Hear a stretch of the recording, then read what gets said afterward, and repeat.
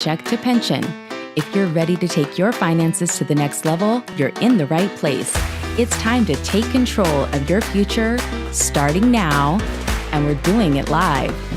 Hi, we're the Stidhams, and our goal is to help you get self-directed. It's the tax-free income that will shape your legacy. It's wealth, time, and the freedom you deserve. What you're about to learn will enable you to make confident and strategic moves. It means gaining complete control to invest in what you want when you want. We've helped thousands of people just like you. And if they can do it, you can too. So we hope you're ready, because it's about time that your money started working for you. And we're so excited that you chose us to show you how. Starting right now.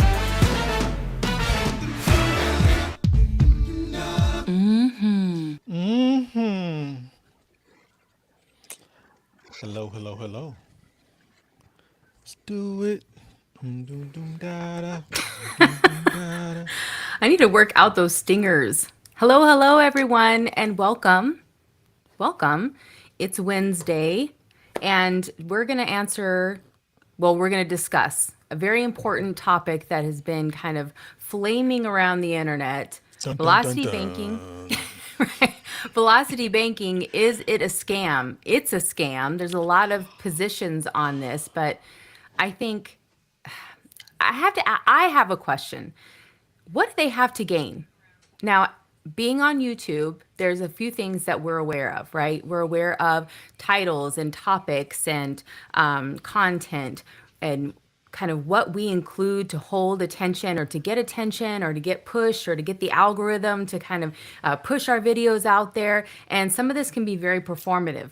But I have to ask what somebody would have to gain by, if they can't prove that something is a scam, by just claiming it's a scam, my theory, simply for views. Now, here's something else. One of the most common things that I've noticed about the people who are claiming this are people who also consider themselves experts. Some of these people actually have this in the title. From an expert, velocity banking is a scam. Now, two things here. One is, do you have to be an expert to handle personal finances? Do you think that you have to be an expert? Because we get it in the comments a lot of people who are like, I'm a mathematician and I broke down your math, and it's like, but you didn't compare simple interest versus compound interest. Like the way the interest is calculated is different for different products. So if you didn't do that, then what does being an expert have to do with these particular topics? Right. And I think this is the part that is so important. And this is the reason why I wanted to talk about it tonight. Because you don't have to be an expert.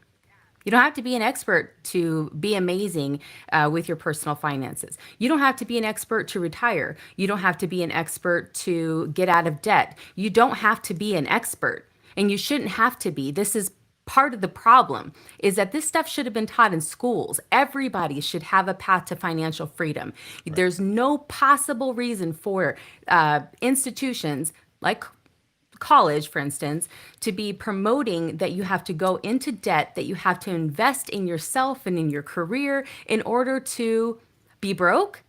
Right. Like, what is the promise? What is the give that all of the years that you're spending in one, contributing to the economy, right? And two, learning how to survive in the end. This is chaos and this is crazy. And so what I don't plan on doing, Donnell, you have a different agenda. Yeah, you have a whole different plan. But what I do not plan on doing is a whole bunch of math to prove that velocity banking works, because we don't need to. We've already done that. But our objective was never velocity banking. And if you're tuning in and if you have subscribed to our channel, then you already know that. We use velocity banking as a tool, as part of a strategy. But that's the part that's missing out of a lot of these conversations. And that is the part that we're going to talk about tonight. We are going to talk about the real scam. And we're exposing a lot. You know, we spill the tea over here. So get in here, share this out, bring your people, grab a snack, because it's going to get tasty in here tonight. And so, also, I think what I've learned in the comments, because I'm learning too. I really do appreciate the comments because you guys teach me like this content that we put out just because I get it and just because I think it's straightforward doesn't mean it's straightforward to you. And I respect the comments. The issue is we're having two different discussions. We are literally having two different discussions. When I say, does is a 4% interest rate better or worse than a 7% interest rate? We are having two different discussions around that topic because the question that I was asked was, can a 7% interest rate be better than a 4% based off a mortgage or a HELOC? And I can show you all day long that yes, it can. Maybe the question should be, should we have to? Should we have to have a 7% interest rate to be better than a 4? Should we? Like, if things were structured the way they were supposed to be structured, if the people that say they have your back actually had your back, would we even need to have this discussion? And discussion that the discussion I am attempting to have is the one around your money is in a certain place. And the reason your money is in that place is because you were told to put it there. If you were just allowed, educated on how to put your money in a different place, you could actually hit some of the actual goals you have. And so the discussion that I'm attempting to have is when you put your money in the right place, it can actually work for you. When you put your money in the right place, it can actually become an employee of yours and you can actually teach it how to make its own money. Because once you teach your money how to make its own money, you do not need those other institutions that are taking advantage of you. But we're not having that discussion. The discussion we're having is 7% better than 4%? And that's okay because that just tells me I have a lot more work to do. And I'm here to do that work. So velocity banking, is it a scam? Is it? Is it? Well, we know Is what's it? a scam, and Is it? and I want and I this is what I would this is what I would really appreciate if we could have some transparency around some of the people who are out here giving these criticisms of these different strategies. Now, most of the strategies that we use are non-traditional. They are completely out of the 100%. box. Most 100%. people are not using them, and it's because not because they don't work, but because most people don't even know that they exist. That's the crazy part. Here's something else that's crazy. One of these particular people who have become, well, two actually, who have become extreme critics of the velocity banking strategy are, again, experts, right? Like backgrounds like CFOs and things like that. If you've seen these videos, let us know. Put it in the comments so we at least know that you know what we're talking about. If not, you're probably soon to be served this in your feed at some point. These people who are corporation like standard CFO, this is their programming is around the corporate programming, right? These are the same people who contribute to the problem. Matter of fact, these are the flying monkeys for the biggest scam in America. Hands down. It's not even up for debate. There have been so many people who have been covering this particularly, and some you may appreciate. And I think until larger voices get out here and start really talking about what's actually happening in Congress and what's actually happening from a legal standpoint and why this has been allowed to go on for decades, then other people just are going to be listening to people like that who, they edify their own advice with some sort of title. And it's just unfortunate because you have to ask yourself, what do they have to gain? What do they have to gain by telling you that this doesn't work? And for me personally, when I'm looking at these channels, as having a background in YouTube channels, just in general, and the knowledge of being on YouTube. Are you frozen? Yes. Bruh. All right. while he's coming while he's coming back, we have some videos that we're going to play tonight. We have a couple that I think you're going to appreciate, and one of them is from the retirement gamble. So I think that you guys are here. We'll what are we doing here? Here, I think you guys are really gonna appreciate what we have for you and what we're gonna discuss tonight. As soon as Donnell comes back, um, because that's not a vibe, right? We did try to fix this problem, and so now we know that that didn't fix the problem. Dang it! Thanks for hanging in with us, though. Here we go. Hi, welcome back, Stidham. Party of two. Stidham, are you ready? Your You took live me out stream's with that ready. stinger, though. You took me out. You completely took me out. Yeah, okay. That took me So out. we have so you tell me because you said like you had a little bit of a plan of how you wanted to structure this out and you kind of Yeah, changed it at the last minute. So I'm going to go with your flow tonight. and for the audience, this may not be as much of a cohesive uh, moving through of items the way they normally are because I completely pulled this together about 10 minutes ago, and my wife did not have a hand in it. So hopefully the visuals are okay. Uh, this is my disclaimer. This is not my thing, but I had a thought. I had a thought on the drive home, so I just wanted to get the thought out. If you want, we can go to the half vibe board and we can just jump right in. Oh, Jay says he cannot hear anything. Can't hear anything from either of us.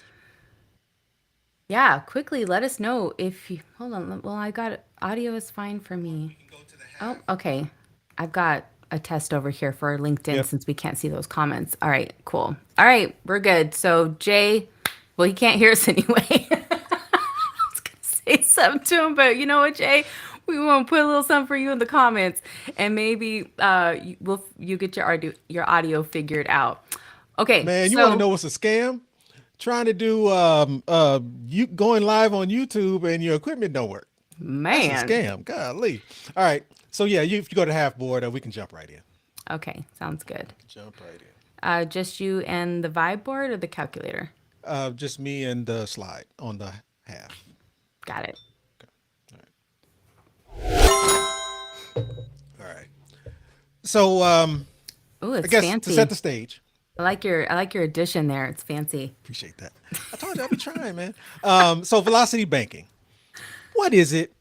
It's the concept of taking the money that you get paid from your normal 9 to 5, 40-hour week job and taking that income, putting it into a debt tool, and then paying bills from that debt tool. But before I get into the velocity banking process, what's the current process? What have we been taught? What have we been educated? How have we been conditioned as to what to do with our money? That conditioning looks like this. When you get paid, the first thing you do is take that money and you put that money in your checking account. And when that money is in your checking account, the next thing you do is you pay your bills. You pay Uncle Sam, you pay Netflix, you pay for your groceries, you pay your bills. And then if something is left over, you take that something and you put that money in savings. That's how we're taught, which means your money's doing this. It goes out first before it comes back to you. It goes out first before it comes back to you. The simple perspective on velocity banking is just this. How much money is your money making you? How much is your money serving you in your checking account? It's not. The money in your checking account does nothing for you. High yield checking, I don't even think that exists. Okay, so the money leaves your checking and it goes and pays bills. That money, when it comes back and it sits in your savings, what is your savings saving you? And let's use the rule of 72. What is the money in your savings account saving you? Next to nothing. Well, now they have these high yield savings accounts that are producing 3 to 4%. Awesome. But for the majority of us, the money sitting in savings is doing nothing for you. So the high level view, the 10,000 foot view of velocity banking says this. Take this money. Oh, hold on, let's go here. Take this money that's coming into your checking account and move it to a debt tool. When that money enters or ends up on that debt tool, then you pay bills from there. Pay bills from the debt tool. And in addition, not just the money coming in from your normal 40-hour week job, but in addition to that, what about your savings? If your savings isn't doing anything for you, take your savings and dump that onto your debt tool as well. So when all of the money from your checking, all of the money from your income goes into that debt tool, and the money from savings goes on to that debt tool, what does it do to the debt tool? It takes whatever that balance is. I don't care what the tool is. HELOC, PLOC, BLOC, SBLOC. It doesn't, credit card, it does not matter. Whatever the tool is, when you put all of your income on it, it takes whatever the balance was down. Now, if you do that though, you still have to pay bills. But when you put everything into it, and I don't care if you get paid weekly, bi-weekly, monthly, doesn't matter. When it all goes onto that debt tool, it brings the balance down. And when it brings the balance down, whatever the interest owed, regardless of the vehicle, HELOC, PLOC, doesn't matter, credit card, regardless of the vehicle, whatever the interest is that it's accruing on this debt tool, it's less. Can we just agree on that? When you put Yes. all of your income onto the debt tool, including savings, brings the balance down, the interest that you're paying is less than it was if you were to just simply put the minimum. So the interest you're paying is less. Awesome. But you still have to pay bills. Well, the true velocity bankers out there know that it really depends on when you pay your bills. And the true velocity bankers out there know that you can adjust when your bills are due. So if you put, and again, I'm just high level, please don't kill the messenger. If all of your income goes in on the first and you pay bills from the first to the, let's call it whatever the statement due date is. So all bills are paid from the statement due up to the statement due date. What's left, that cash flow that's left, your cash flow that traditionally was sitting in savings is now sitting on the debt tool, which means the balance is lower. So when the due date finally comes, which is based off the statement date, when the due date finally comes, what the credit card company sees is that, hey, they are actually making some movement on this credit card. It may have been maxed out, but now it is no longer maxed out based off that cash flow. And so then, again, you do it all again, right? Income goes on to the debt tool. You pay bills from the debt tool. The cash flow stays on the debt tool. That balance is steadily dropping. That interest that you were originally paying is lower. And so therefore, what's happening is you're paying off this specific debt faster. The other debts, you're still paying the minimum on. You're not paying them down any faster. But what's the scam though? That's what I don't get. Is Let me get there's there. yeah, Let me yeah, get there. okay. And once you get through paying down the balance on that debt tool, you now have room that you didn't have. And if you just simply take a chunk and go after other debts, you get to pay them down faster by chunking away at the debt. High level, that is velocity banking. The scam comes into play when we start talking about what interest rate is on what, how that interest rate compares to the interest rate elsewhere, and it becomes a math discussion. I focus on strategy. Can we just agree, strategy wise, this makes sense? And in addition, the other piece that I love around velocity banking is the multiple use of a dollar, which people like to argue with me around. You can't get multiple uses out of a dollar. But watch me. When I take my income and put it on the debt tool, whatever the minimum payment due on that debt tool has been satisfied. The dollar that I put on that debt tool was more than the minimum due. So when the payment is satisfied, and I take that same dollar that's sitting on the debt tool doing nothing and I pay another bill, that dollar went in two places and addressed two problems at the same time, which means I have used that same dollar multiple times. So from a strategy perspective, getting multiple uses out of a dollar also allows you to pay down debt faster. Here's where the critics are right. If you're not paying attention to what interest is being paid with what tool, how that interest is accruing. Are we talking simple? Are we talking, it just, there's many different conversations to be had, but that is not the conversation I am having. There are many conversations to be had around the the interest rates involved in these different tools.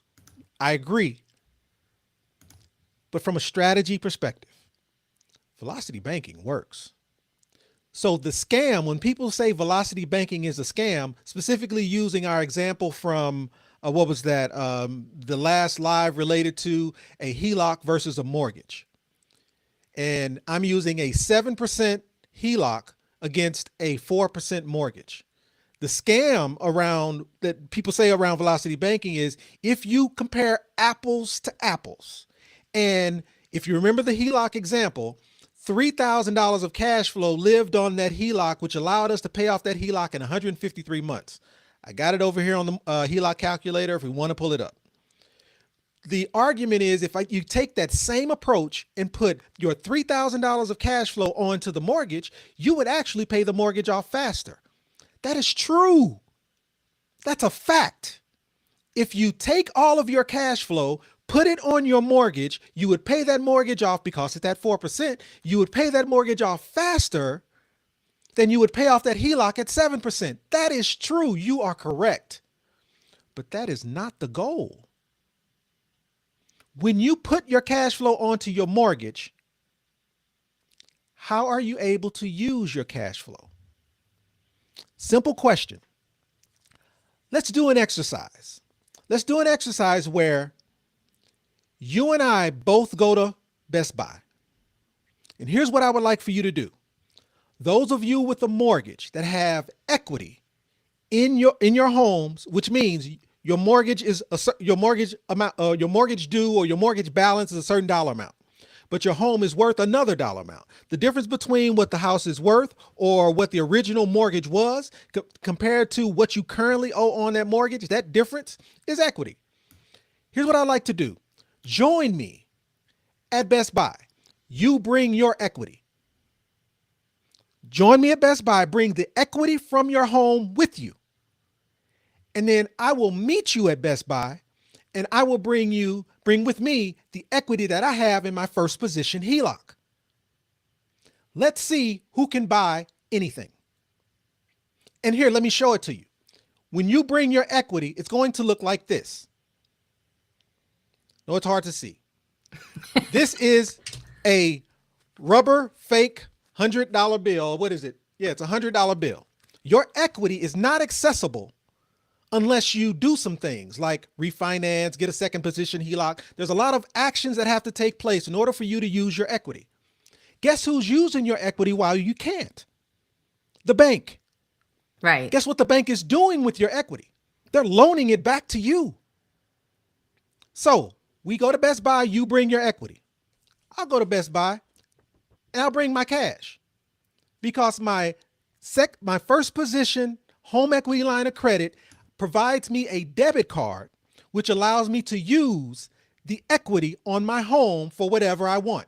Now, is there a cost to me using my equity? Yeah, because if I take this $100 out of my equity and go to Best Buy and buy something, that means the balance on my home equity line of credit just went up by $100. True. But I still walked out of Best Buy with service and goods. What did you walk out of Best Buy with using the equity from your mortgage? So velocity banking is a strategy that allows you access to money otherwise you don't have access to. Can we have that discussion? Yeah. Well, and this is, I want to add this part. I think it's really important to understand how we're accessing money too. When we have a dental emergency, when we have a medical emergency, when any of these things happen, it's really fast. It's accessible for us to get stuff like care credit or put it on a credit card or access money that we are charged far more than we are on our mortgage, right? This money is probably, this and student loans is probably some of the cheapest money that we can borrow. And yet it's all locked up, right? It's only for these particular things. We'll give it to you cheap as long as it's for a long time and we'll make our money back on it. And I think that's the part that is always missed out of these conversations is we don't want you to get out of debt this way, right? We don't care if you get out of debt, but we don't want you to get out of debt this way. We Who don't want benefits? who benefits, right? That's really the question. And that's that. I mean, there's so many theories and there are so many ways to pick apart a lot of these conversations. One, just on top, like our title for this live stream is Velocity Banking, a scam. Clearly, we're putting that title on there because we are competing with these other videos that are out there claiming that it's a scam, whether they believe it or not, just as clickbait. And there are other people, some of you are watching because I see it in the comments. I'm new to velocity banking. It is terrifying to learn something new, especially when it comes to your money, because money is emotional, right? And you're trying to learn something new. Here, I'm going to put us back in here. You're trying to learn something new, and then you see these things that go, "Oh, that's a scam." Like, who wants to be scammed? But that part right there is what we want to talk about tonight because there are so many things that have been normalized that we don't even consider looking for, is it a scam? We don't because they've been a part of the fabric of our communities, the fabric of generations, really, and how they've built wealth or just continued on. I, I don't know the word I'm looking for. The point is that these particular systems, these are the ones that we hear so many people talking about that it's now normalized and they have to go. I say it all the time like a joke that some of these systems that truly are the scams, some of these systems that do not benefit, that are highly trusted, were made by people who thought that jello and meat went together and made a fancy dinner. Knew it was coming. It's it's the jello and meat for me, and it's also these were designed by people whose their TVs went off at 9 p.m. Do you guys remember that? They only had one TV in the house. Their lifestyle was completely what? It's the truth. Their lifestyles were completely different than ours. And at the time when we had still had pensions rolling out and this was just still a new thing, there was this big promise. So it sounded good. The only thing that people have been doing since then have been contributing to seeing if that promise can be true. And the only people who have made good on this promise are the ones who are selling it. That's it. That's it. Everyone else is trying to do whatever it is that they can to fund these particular systems so that they can win. And I'm talking about traditional retirement plans, of course, but it's because this is the primary focus of our channel. We do not care what your financial situation is. We care that you have an idea of strategies that can get you out and into financial security. That's the part. Everybody deserves that. Everybody can have that. And it's just simply information. That is the difference that's missing between where you are now and where you want to be. That's it. And in the meantime, it's not even a dream. You could one day you could be there. It's not even a dream. By flipping and switching just exactly what you have right now, no different than furniture in a room, you will see shifts and opportunities will open up for you, and you will see you have all of a sudden access to leverage that had always been there, and somebody had just told you that you shouldn't have access to it. What? Why are we still listening to these people? Why are we still listening to them? And to your point, Donnell, who benefits? Who benefits? And I'm just super triggered when I see this stuff, especially because it is completely legal for them to do this. Completely legal. So to kind of just sprinkle on that, um, What go ahead. can I play the video after you're done? Promise we'll get there. Okay, all right. Promise, because I know I Okay, sprung okay, this okay. on you. All I right, sprung this yes, on you. okay, You it's have your no idea. go ahead. I Sorry. promise I'll get there. So if you want to actually jump back to the vibe board as well. Um, so as it relates to velocity banking, and again, to sprinkle on exactly what it is you're saying, the method that you use to become don't necessarily want to call it debt free, but to be able to reduce your debt such that you have enough cash flow that you are out of the robbing Peter to pay Paul situation. The method that you use to get there is not my goal. What we are sharing with you are the exact steps we use to get into a positive cash flow position to be able to put our financial, I'll call it, goals into a better situation to be able to produce uninterrupted, secure compound interest. It took velocity banking. It took infinite banking.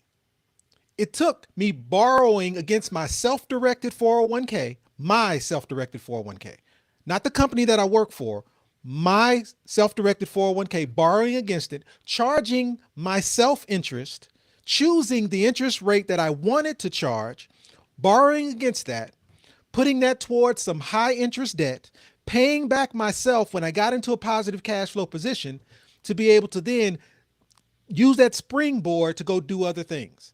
So the vehicle you use doesn't matter, whether it's velocity banking or not. What are you doing with the cash flow? Whether it's infinite banking or not, what are you doing with the cash flow? Whether you have your own self-directed retirement account, what are you doing with the cash flow? And so as it relates to velocity banking, we made it very, very clear. When you meet with me, when you meet with us, it's about knowing your goal. What is the true goal? It is not about becoming debt free for me. It is not about paying off a home. It is about wealth. It is about income. It is about being in a position to where I can have my WTF moment.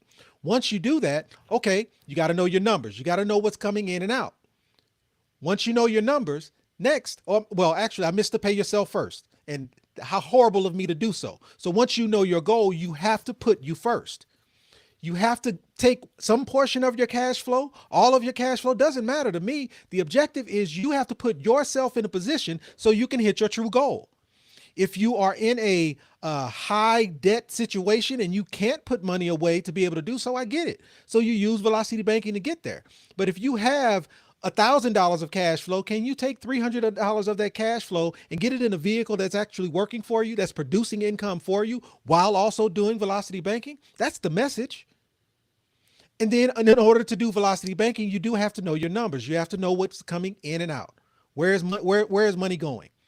And in order to do so, in order to do velocity banking effectively, you have to have a debt tool. What is that tool you're going to use to pay down debt faster? It does not matter what tool you use. It does matter how interest is accrued on that vehicle. And the ideal situation is to be able to use something that has a low interest rate so that you can pay off debt with a higher interest rate. The ideal, when we started velocity banking with our home, the interest rate on our first position HELOC was I always say 1.2, but it was 1 point something percent on our first position HELOC. Any mortgage we would have gotten around that time was 3% plus. So you're telling me it doesn't make sense to do velocity banking using our home, recapturing the cash flow in our home, the equity in our home by debit card to go do other things at 1.2%, which is better than any mortgage at 3 point whatever percent? That didn't make sense. Now, does it make sense to do a first position HELOC at 7% to pay off a mortgage at 4%? Does it make sense? Should you? I can answer that question all day. No, you shouldn't. No, that really doesn't make sense. But, but, but, if or can you use a 7.03% first position HELOC to pay off a mortgage at 4%? Is that something you can do? Is that something that you can do to put yourself in a much more positive cash flow position, or put yourself in a position such that the equity in that first position HELOC you get to use to go do something different with? Is that something that's possible? You're damn right it's possible. I wish it didn't make sense. I wish I didn't have to do that. But in today's environment, that may be what you need to do to get yourself in a positive cash flow position. This is not financial advice. I am not a tax attorney. I am not a financial advisor. This is my opinion. And I'm sharing my opinion based off the fact that this is exactly what I'm doing. So is a 7.03% better than a 4%? It's not. But depending on the vehicle that you use it with, it can absolutely help you hit your goal. What's the goal? And then the last piece is you do have to make a plan and you do have to commit. That is velocity banking. Where's the scam? Now, you can get yourself in trouble if you don't understand velocity banking. You can get yourself in trouble if that debt tool, if you don't have enough cash flow to be able to pay down the balance on that debt tool, things can happen very quickly. You have to educate yourself on velocity banking. Velocity banking isn't the scam. How you use velocity banking, and if you try to compare apples to apples as it relates to debt tools, can get you in trouble. And that's just the fact. So my question is, and the answer's already there, we talk a lot, we blow the whistle on financial advisors, banks, and insurance companies. What is the difference between these three? What do all three of these have in common? The message that I just want to make sure is sent to you is financial advisors, and that just says financial advisors, but I mean financial institutions, Vanguard, Fidelity, Wells Fargo, Bank of America. These institutions, financial advisors, banks, life insurance companies, they do not care about you. So the best thing that you can do is learn how they make money. The best thing you can do is put yourself in a position so that you can become them. So that way you can use them less, or better yet, leverage them the way that they are leveraging you. Financial advisors, financial institutions, banks, and insurance companies are all the same. They all have an agenda. And we have been conditioned since we were babies to follow that agenda. And all we're trying to educate you on is, you know what? If you just simply look at it from the side, look at it from a different perspective, educate banks on the fact that, you know what? There are tools that you have that you intentionally don't share with me. Why is that? What do you have to gain? None of these institutions care about you. And to kind of highlight that, I wanted to just walk through an example.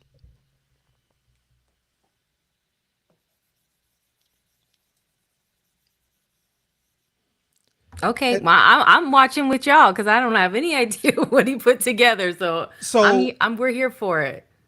does anyone know what $1 trillion look like? Like we hear these words on our MSNBCs and our Fox News and whatever. Does anybody really honestly know what $1 trillion look like? I want to walk you through a series of slides that my wife put together on how to better understand the quantity around $1 trillion. Um, And I get it. It's yeah, grainy. Again, this is Donnell doing, not Angelique doing. this is not Sorry, passing the they're vibe not check. crisp. I get it. But here's the point. $1 billion looks like a series of pallets about 6 feet high. That's $1 billion. So what is that? 2, 4, 6, 8, 10 sets of pallets plus some stacked 6 feet high is $1 billion. But what's $1 trillion?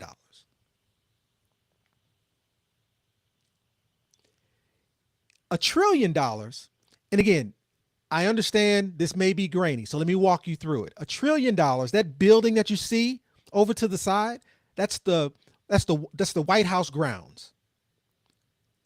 $1 trillion is far larger than the White House grounds. But way back there in the back, that's a football field with a 747 or 777 on it.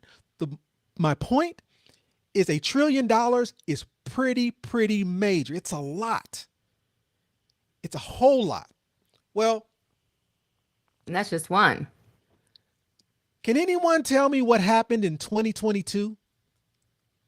We're in 2023, so I'm talking last year. Can anyone tell me in the comments what happened in 2022? It was significant. It was major. While we're banging in the comments around whether 4% is better than 7%, what's really going on? What happened in 2022? Yeah, let's get into it. In 2022, we lost $3 trillion in our retirement. Let me say it again. In 2022, we lost $3 trillion in our retirement.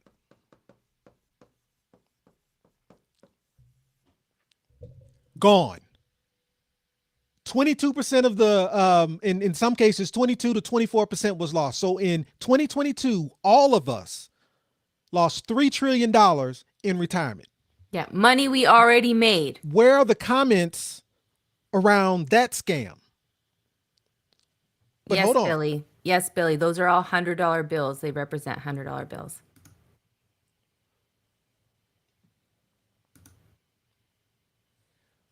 When we lost that $3 trillion, what role, for those of us who have financial advisors and financial institutions, what role did our financial advisors, what role did Vanguard play?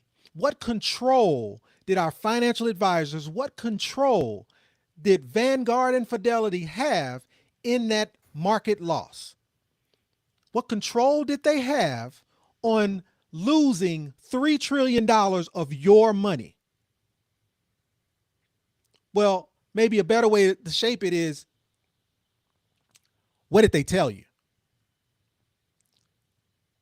Because the hope is you're diversified enough such that your money was spread out between enough things that that 8% loss was minimal to you. That 19.4% loss was minimal to you. That 33.1% loss didn't fully affect you as bad as it could have. So hopefully the control or the role that your financial advisor or institution had was to make sure you're diversified enough so you don't take the full brunt of that loss, right? Right. And programmed so that you're already accepting of these types of losses. But hold on.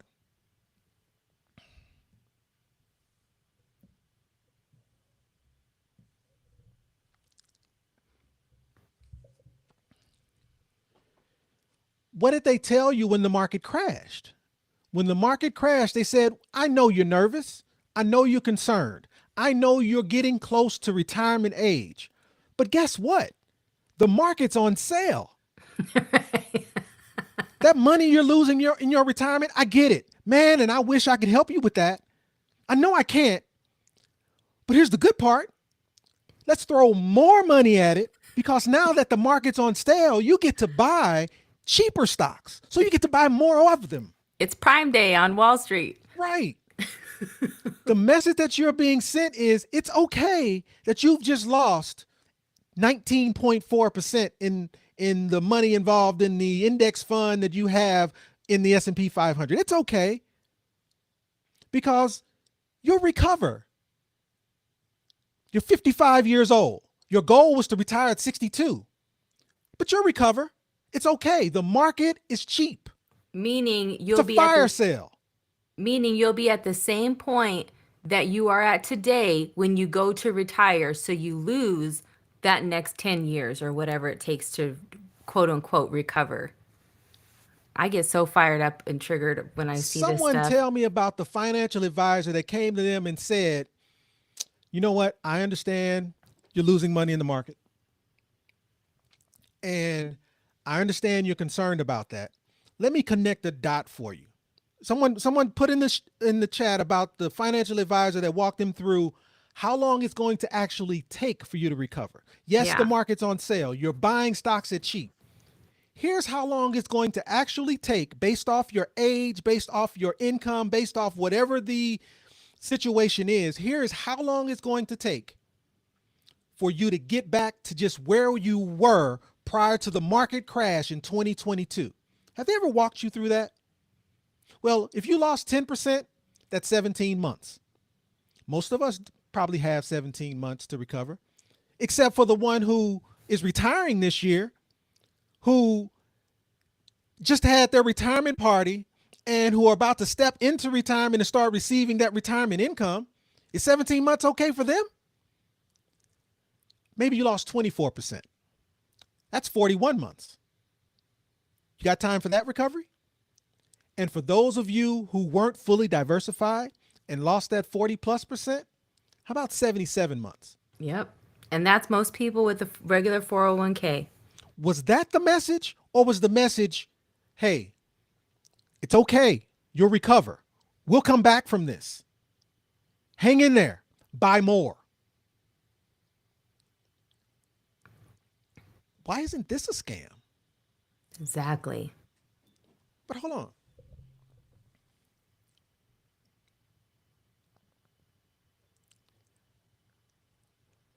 Oh, I know what I need to do. Before I jump into compound interest versus investment interest, what I want to do is, sweetheart, if you don't mind, because if you think I'm making this up as it relates to your retirement, we've got a couple of videos that we just wanted to share.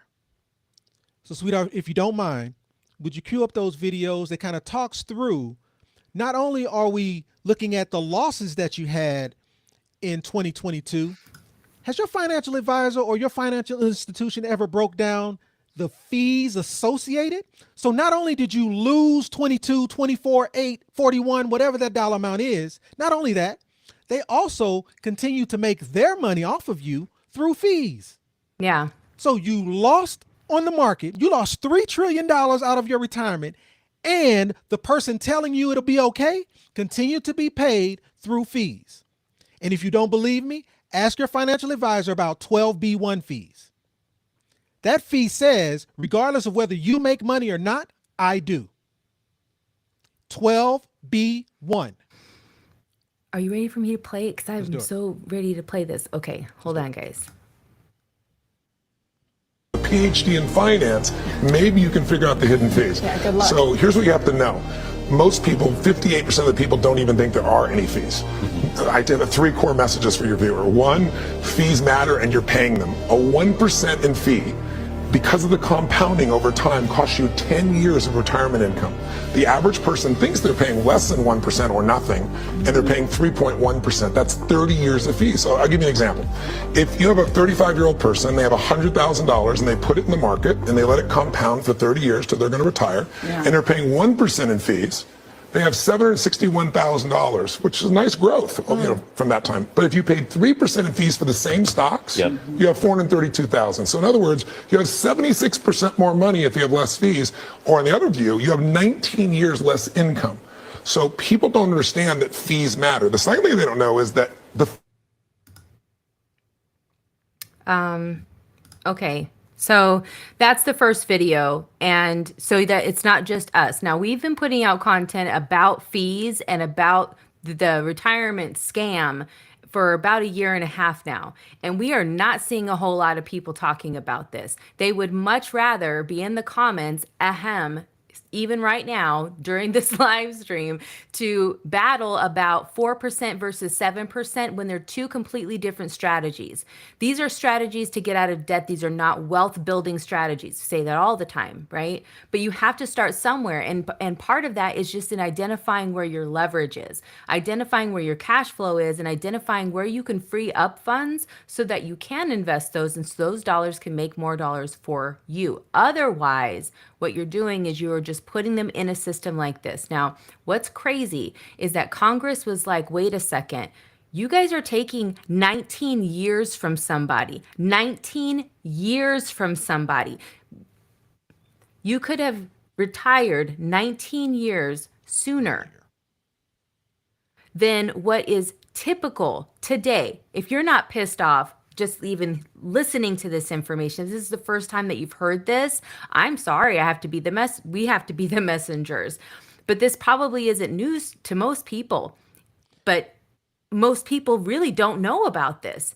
Maybe they're aware that there's a manager. Maybe that they're aware that there are people in between your money and where it's going and your money and when it comes back to you. Maybe they're aware of that process, but they have no idea what's actually being siphoned off. We talk about this a lot here, and this is why I tell people to go watch The Retirement Gamble. This documentary will change things and how you see things. I think once you see this, you'll understand that being able to free up your funds, even if you have to pay a little more in the front to save more on the end, and you realize where money is actually going, who's keeping your money and what they're doing with it and what they're not doing to get it. That is enough to make you feel like, if that's not enough to make you feel like I want all of my money, I want to keep as much of my money as I can, and I want to employ my money. I want to decide where my money goes, and I want to make sure that the least amount of hands touch it on the way out and on the way back to me. That is what we are here for.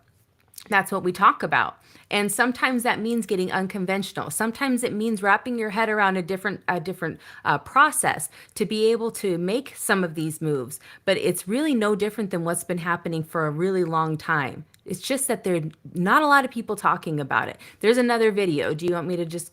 But hold on, Okay. because the piece that I want people to think about it is, well, what else are you being distracted by? Because to me, this conversation about what interest rate is what is just a distraction. And we're intentionally distracted. What TikTok video are you distracted by? What other social media, what thread are you being distracted by? Because while you're being distracted, your livelihood is being siphoned. Right. Right. So the objective is to just simply pull back the curtain, lay out what's actually happening, and then let's talk about some strategies to get to a better place. Please share with me your strategies. One of the gentlemen that we were talking to, or that I've been talking to around what interest rate is what he shared with me, one of the strategies he uses is 0% credit cards to be able to get to a better place using arbitrage situation. That's velocity banking. He just didn't say that. Right. My point is, we are being distracted. Let's run this video. Okay. Okay, here we go. Happens in the fund business is the magic of compound returns is overwhelmed by the tyranny of compounding costs. It's a mathematical fact. There's no getting around it. The fact that we don't look at it, too bad for us. Bogle gave me an example. Assume you're invested in a fund that is earning a gross annual return of 7%. They charge you a 2% annual fee. Over 50 years, the difference between your net of 5%, the red line, and what you would have made without fees, the green line, is staggering. Bogle says you've lost almost 2/3 of what you would have had. You have to rely on somebody to get out a compound interest table and look at the impact over an investment lifetime. Do you really want to invest in a system where you put up 100% of the capital, you the mutual fund shareholder, you take 100% of the risk, and you get 30% of the return? What happens in the fund business? So there it is. The magic. And that's an excerpt from the Retirement Gamble. Hopefully we don't get some copyright strike for playing that, but Did you catch that? I've seen this video many times, and today, I don't know if you heard it. He basically said, "Is 7% better than 2%?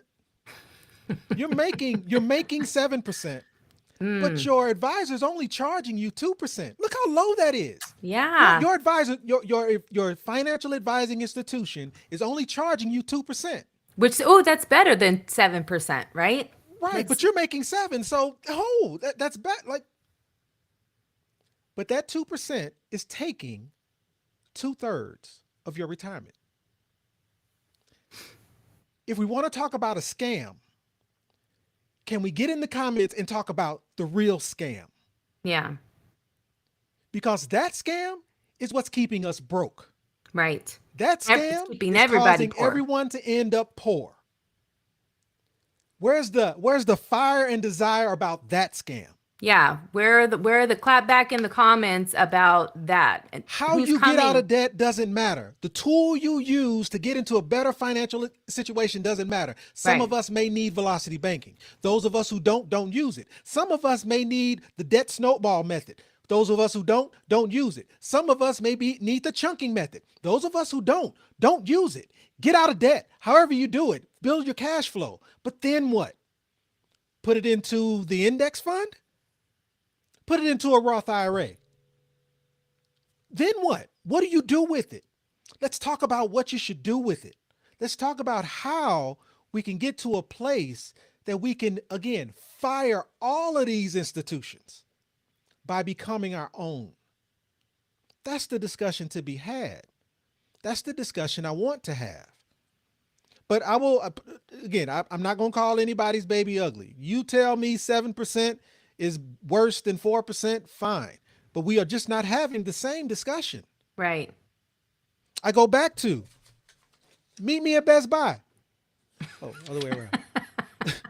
Meet me at Right. Best Buy. Bring your equity. I'll bring my cash. So, anything else you want to say on the video? Well, there's a lot to unpack on this particular documentary, but for both clips that we just showed you were in regards to these low fees. What they're also not sharing in here, because it's kind of packed inside of the concept of fees, are the kickbacks that brokers get, the benefits that your company gets for having you opt into their 401k, and now some of these are mandatory. You have to opt in, which is sounds crazy. There's also ways to get around that. For instance, waiting until your money's been vested in order to really claim it as your own, right? But imagine you put in, let's say, $20,000 into this 401k, right? And then you find out that when you go to leave your job, that it's only actually worth $10,000. Part of that is because, let's say you had the match, right? Let's say you had the match, but you actually don't know what the fees are. You're just assuming that if I put in 400 and my job puts in 400, I have $800 going in. But the problem with this is that what if you had, let's just say, $100 worth of fees coming out of that, and you don't know the frequency of that fee, you don't know how many times that fee will be charged. And that's the problem. The problem is that there are people making decisions about your money, and it's not you. We are at the mercy of this casino, and it is a casino. And what they're saying is, we will allow you a seat at the table, and you better hope that you put enough in, because it's almost guaranteed that we are going to lose your money. So you better stack it up. $30 trillion, right, is what the retirement industry is. You better stack it up. What I find super fascinating about this, there are mathematicians, self-proclaimed experts, CFOs, let's see, who else, title-wise.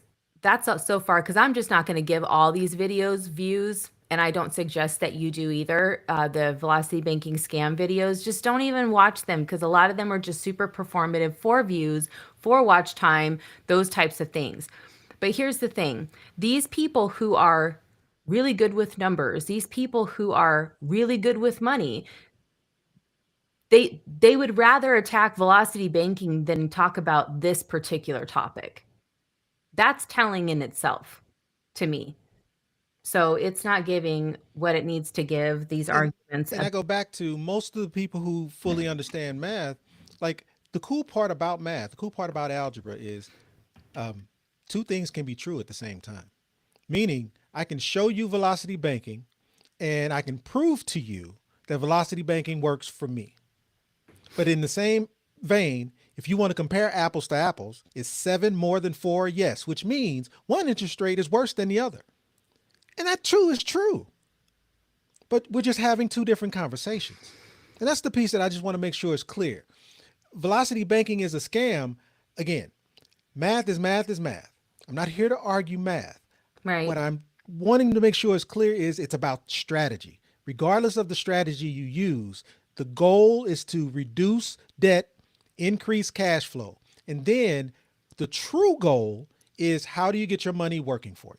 And so what I wanted to kind of jump into now is whether we're talking an ETF, mutual fund, a stock, Roth IRA, 401k, your Robinhood account, it doesn't matter. Let me show you how it's making money. Okay, we have quite a few question? comments. They've been super passionate and active, and I want to thank everybody for tuning in tonight and watching. This Yeah, we can is do that. This is such an important topic, and I couldn't be more honored that you would be here with us while we discuss it. And if you have a question, I just want to say this first. If you have a question, put a Q in front of your question. That way I can know whether if it's just a comment. Some people are kind of having chit chat with each other, and so I just didn't want to. Yeah, so I let the want to make sure. conversations rock out. Yeah, Yep. rock out. So there's that. But there have been a couple things here, and this is one of them. And I think this is something a lot of people they experience. Tamika says that she liquidated some of her retirement accounts and used the money for a down payment on a few single family home rentals. It was a much better use of my money. Hold on. But then she says they're in here chopping it up, but we're just going to show this part. My financial advisor and CPA did everything they could to discourage my decision. The pressure to keep feeding the machine is real. And sometimes these are people who are in your church, right? Your financial advisor, people who you have been told you can trust them. And the truth is, what I was going to bring up earlier was the CFOs and all of these people who are experts with money, right? Experts. They went to school for this stuff. A lot of people went to school for a lot of things so that they could retire, so they could be financially independent and secure. That's the big promise. You go to school, you get a degree, and then you have it all. Most financial advisors do not have a degree. They don't have some credential in math or numbers. They don't have a credential with how to handle big figures and manage companies or manage huge funds. They don't have that. That they don't need to sell it to people. It's not even required that they have any kind of fiduciary responsibility, which means they have your best interest when they are out there making these decisions with your money. Not even required. Can you It's put crazy, that comment right? back up Huh? about the rentals? Can you put that comment back up? The first one? Yeah. Yep. Here we go. So here's what I love about this is Tamika did what she needed to do to take control over a situation that she had zero control over. But let me walk you through how that should have gone. Whoever that person was that said you shouldn't do this should have said, Tamika, I have a way that will allow you to be able to still access all of your retirement dollars to go invest in whatever rentals you want without taking that tax and penalty hit. But the reason you weren't told that, one, they probably didn't know it. But two, had they known it, they realized that in educating you on how to do that, they're losing money in the process. You would think someone who has true fiduciary responsibility would say, I understand what it is you want to do, so let me help you get there, even though it may not benefit me to do so. Because let me walk you through it. That retirement account you had, if you would have just structured it differently, it's called self-directed for a reason. You could have self-directed that 401k. And all that means is we're going to structure that 401k differently such that you have full control over it, not your custodian. And now that you have full control over that self-directed 401k, if you wanted to buy those same rentals, your 401k, not you, but your 401k could buy those rentals. In the process of your 401k buying those rentals, guess what? Your 401k could have bought more of them because there was no tax and penalty hit taken. So you had the full complement of all of your retirement dollars just by simply having a self-directed 401k. And once the rents and everything else starts to grow inside those rentals, guess what it funds? It now funds your self-directed 401k. And this is all happening tax deferred. And then once your 401k builds up with all of that rental income, you can go then buy more rentals with your retirement, which does what? Continue to build your 401k. No tax, no penalty, no impact to growth, full control, self-directed, creating your WTF moment. But because we're dealing with people who are supposed to have our back, but in truth, their first obligation is to their broker dealer. The first obligation to the guy at Fidelity who's telling you about your mutual fund stocks and bonds is to Fidelity. The guy at Vanguard telling you about your 401k, 403b, TSP, government 457 plan, his first obligation is to the broker dealer, not you. So we do have to take control of our money and put it in a better place. I applaud you, Tamika, for taking control over your retirement dollars. You took a hit to take that control, when in truth, you didn't even have to take that hit to take that control. That's the sad part. And it kind of leads into this next thought as well, if you want to pull the vibe back up. Yep. That kind of leads into this next thought. All of those places that our money is sitting, and I'm not just talking about retirement dollars. I am talking about all of the investment dollars that have some tie to the stock market. This is what your growth looks like. This is how interest is accrued inside your product. Did you have something to say? I do have something to say I'm sorry. Go ahead. because we talk about a lot of strategies here. We have 5 that connect all together, and some of them work for some people and some of them they're not for everybody. But we will teach our system of the 5 strategies that we connect together, because that's our machine. Our machine that feeds one machine feeds the other machine, and that is how we have built ours. Now, we can't talk on anything that, or speak on anything that we are not real confident about how it works. Oh, I'm not. But I am not going to speak on something that I am not confident in, that I don't Right. do. But that's okay, because we don't have to know everything. And that's the point that I want to make to anybody watching tonight. You do not have to be an expert to achieve financial freedom. You do not have to be a real estate expert, because real estate seems to be the way that people go. If that's your jam, that's what you want to do, then fine, rock out. But we didn't. We were like, yep, we're gonna try it. Then we're like, no, get somebody else to do it. We're not into it. Don't want to do it. So we found other ways, but that is how we found all these other ways. Here's the point that I wanted to say. We can help you with the strategy for velocity banking. We are not velocity banking experts. We know the power and how to use it to create leverage, so that you can build a whole nother machine using it, right? So that's what we talk about. But self-directed retirement accounts, structuring a self-directed account, that is what you do. And so I just wanted to put that part out there, because I don't think that we've actually talked about that. We have videos on the channel, but we Yeah. haven't talked about it on the live stream of, this is actually what people fly you out to come and do this. But not that it's, you have to fly them out. It's just that the conferences and things like that, they do, because this is actually what you have done for years and years. And it's coming. Like if you guys are going to rock with us, we will take you on this journey. There's so much more to discuss and cover beyond should I be debt free or not. There's so much, and becoming self-directed is a thing. It's all about control. I don't care what the subject matter is on the live. It's about control. Do you have control today? What are the actions that you can take to have more control? That's it. That's it. Billy says he's sending you a ticket. I'm with it. That's awesome. All right, here I'm a we cheap go. date, man. Yeah, here we go to the vibe board. All right. So I just wanted to highlight all of your investments. I don't care what the investment is. All of your investments, if they are tied to the stock market, looks like this. Oh. It looks like growth that's moving, hopefully, in this direction. Now, depending on where you were when this growth started, if you were here and this growth started, it got really ugly for a while. It took you a long time before you got back to even. But I don't care what your investment is, ETFs,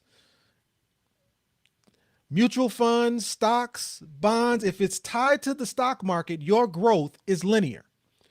But what if your money was in a different place that allowed you to achieve something better than linear growth? Notice, both can end in the same place. But one took a lot more time, but was way less stressful. All you did was put your money in a vehicle and allowed it to build. And at some point, this thing takes off. And when it takes off, there is nothing your money tied into the market can do to beat it. And notice, I did say, but we end in the same place. Maybe you're a millionaire in both. But because of how you became a millionaire with your 401k, your IRA, your ETFs, your index funds, your mutual funds, your stocks, your bonds, because of how you became a millionaire, the amount of money you're able to use as income looks different. Because we have to compensate the income that you're taking on an annual basis, we have to compensate for situations like this. So if you took all of the income possible and you hit a dip, guess what happens to your income? So therefore, the amount you take as income has to look a certain way. Well, how does that look?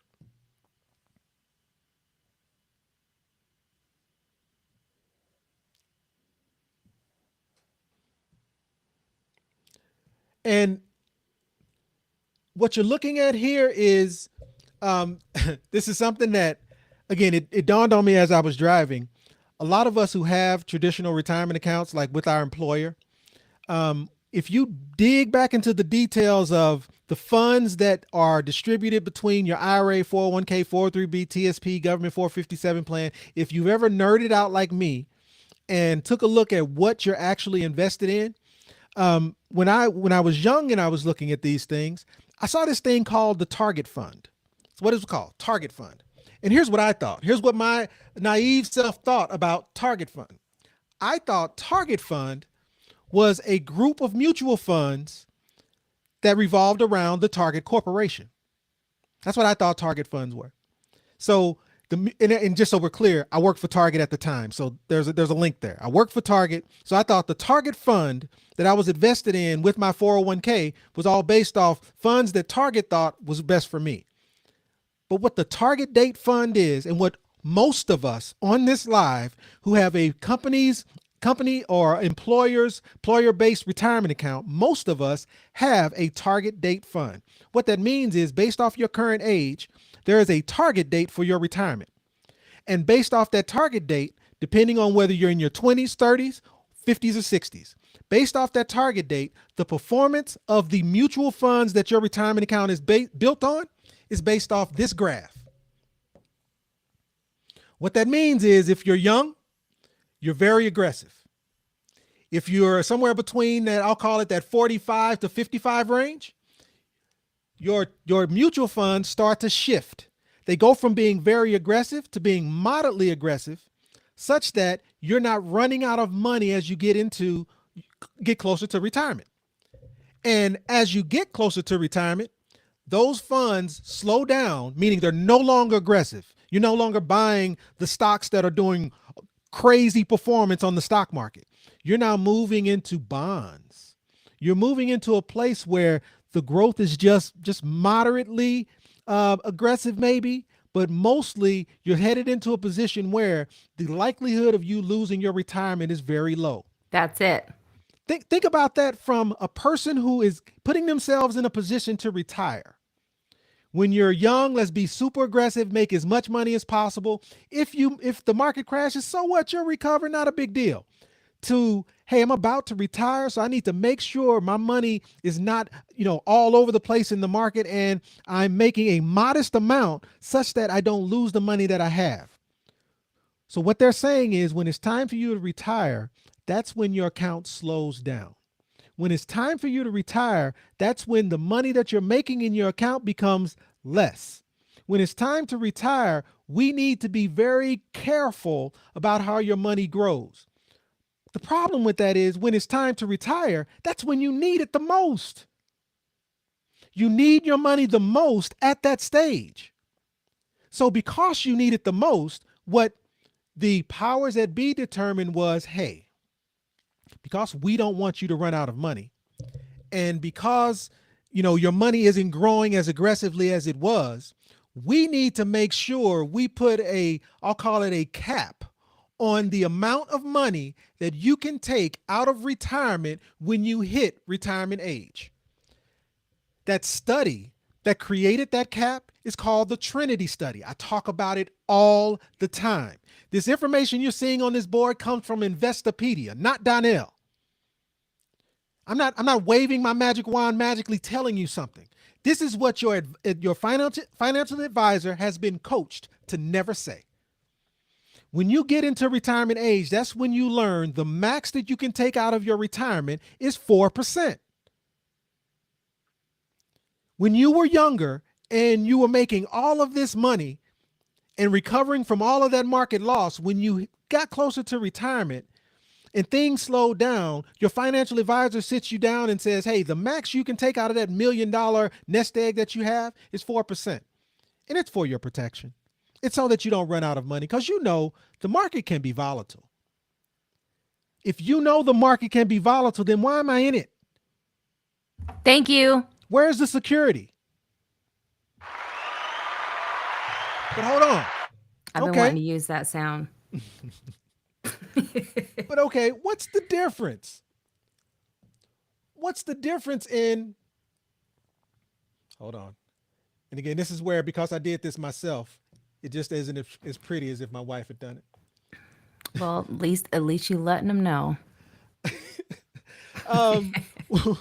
What is the difference between stock-based, market-based accounts compared to secure, uninterrupted compound interest accounts?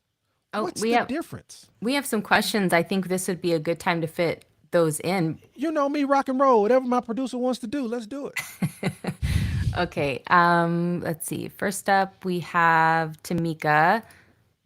And I think she may get her answer here. Does that also include investment via overfunded life insurance policies? It's interesting she used that word overfunded. I love it.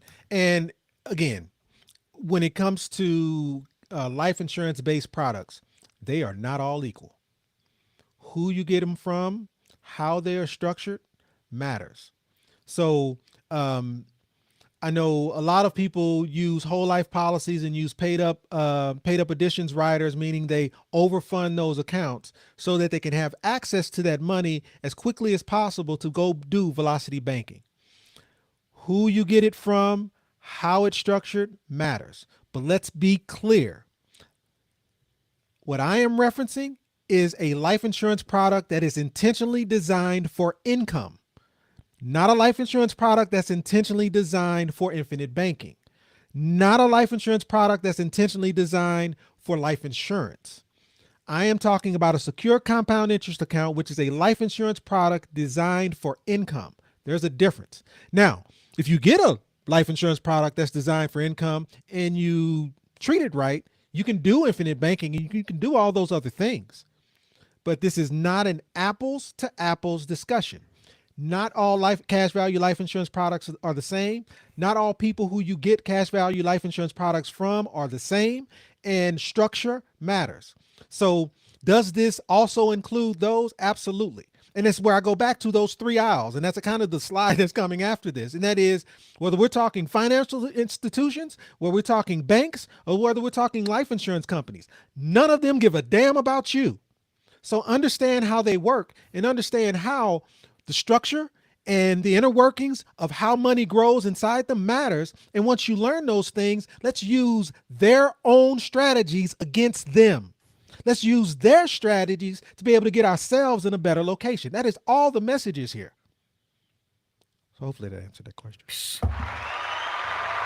Yeah. Okay. The next one, Craig, I don't know when you were talking. Less risky. Aren't both a gamble? So maybe what we're talking about is items. So I don't know if we're talking about mortgages and HELOCs. I don't know, but I'm going to assume we're talking about stock-based, market-based investments compared to life insurance-based investments or life insurance-based strategies. I think that's a very, very good question. If that's what we're talking about, are they both a gamble? I go back to a cash value life insurance policy is not the same as a cash value life insurance policy, which is not the same as a cash value life insurance policy. Who you get it from, how it's structured, where you get it from, how it grows, what it's focused on, all of that matters. All of it matters. So you absolutely can get yourself into a situation. Go ahead. He may have been talking about self-directed versus non-self-directed 401ks. Love it. So let's get into it. A non-self-directed. So what do I even mean? Because these are just words. A non-self-directed retirement account is a retirement account that you don't have control over. So whether we're talking your company's retirement account, let's say you left that employer and now that account is sitting in Fidelity somewhere in an IRA that's doing mediocre. So regardless of where it is, regardless of who has it, what we're talking about is a retirement account that is not controlled by you. I thought it was we were doing the hokey pokey. You put your left foot in, you know. Anyway, and I'm with it. We can rock with it. I told you, whatever my producer want to do, we want to do the hokey pokey. Let's do the hokey pokey. We might go viral on TikTok. You never know. That's another distraction. Never know. But so where your retirement account is, again, who has it? It's all about control. If Fidelity, Vanguard, or one of those types of institution has your retirement account, you have very little control over it. Here's the difference between that type of retirement account and the account that you would be able to create for your own. And I'm talking about a true self-directed retirement account. And here's why I say a true self-directed retirement account. You can Google self-directed right now, and there's a lot of institutions that'll come up. I just helped a lady right now who's with a company called Directed IRA. When I saw Directed IRA, I thought that was dope. I thought she had something similar to what it is I offer. Come to find out, directed just means they control it, meaning they get to direct it where it goes. You can tell them, you can ask them where you want it to go, but they direct it. When I say self-directed, let's be 100% clear. When I'm talking self-directed, I'm talking about you have full control over your retirement dollars. Let's peel this back a little bit. If you have a self-directed 401k, if you wanted to take that 401k dollar and invest it in any non-traditional investment, what do I mean by non-traditional investment? Land, subject twos, gold, silver, precious metals. I guess those are precious metals. Investment properties, apartment complexes, self-storage facilities. You name it. Would be easier for me to name what you can't invest in versus me giving you the full list of what you can. Now, what does that honestly look like though? Or if you were to invest in, let's say, a rental property with your retirement account, what does that honestly look like? What I am saying is you are writing a check from your retirement account to pay for the purchase of that rental property.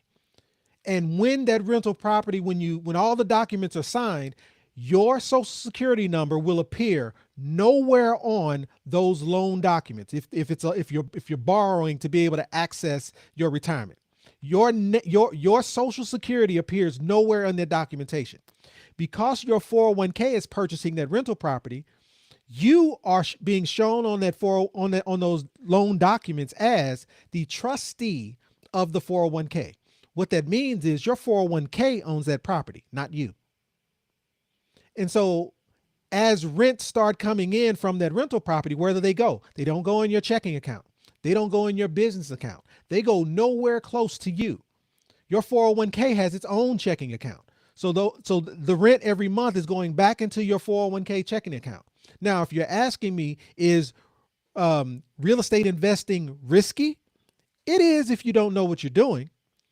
But is real estate investing as risky as having your 401k tied up in the stock market? I'll fight that fight all day. Because I think you can structure things such that you have less risk in the real estate market. And I get it, 2008 happened. It did. But is that less or more risky than the stock market? I think it's self-explanatory. But in addition, there are other actions you can take with your retirement account that are even less risky, that grow even more. Right. Oh, and how about this? But let's say you still wanted to invest your self-directed 401k in market-based products. You have full control to be able to do that too, which means you get to eliminate that 1%, 2%, or 3% fee from whoever that financial institution is. You can physically invest. Now, you do have to go through some type of vehicle, but if you can find a vehicle that charges less fees, you get to use your retirement dollars to invest in those vehicles and eliminate those 12B1 fees and those other fees associated with having them managed. So if you're a day trader, you get to day trade with your own 401k. How awesome is that? My point is self-directed is about control. It's not awesome, actually. I don't like that at all. It's about choices. But it is about control. And Cynthia says, read 100% the about books, control. Bank on Yourself and Bank on Yourself Revolution. Both- we are part of the revolution. Absolutely. And oh, okay. So he's following up on his question. He says if you're putting in 20K per year expecting 1 million in 20 years and 127K for life, how do you trust they're going to hold up to that promise? So he was talking about A secure compound interest account. yep. So let's talk about it. And again, this is a response that I can't give you the detail that you deserve. You deserve the full details around how. You absolutely deserve it, and I get it. But I can't do justice right here in explaining to you how growth happens inside of a secure compound interest account. But here's what I can tell you.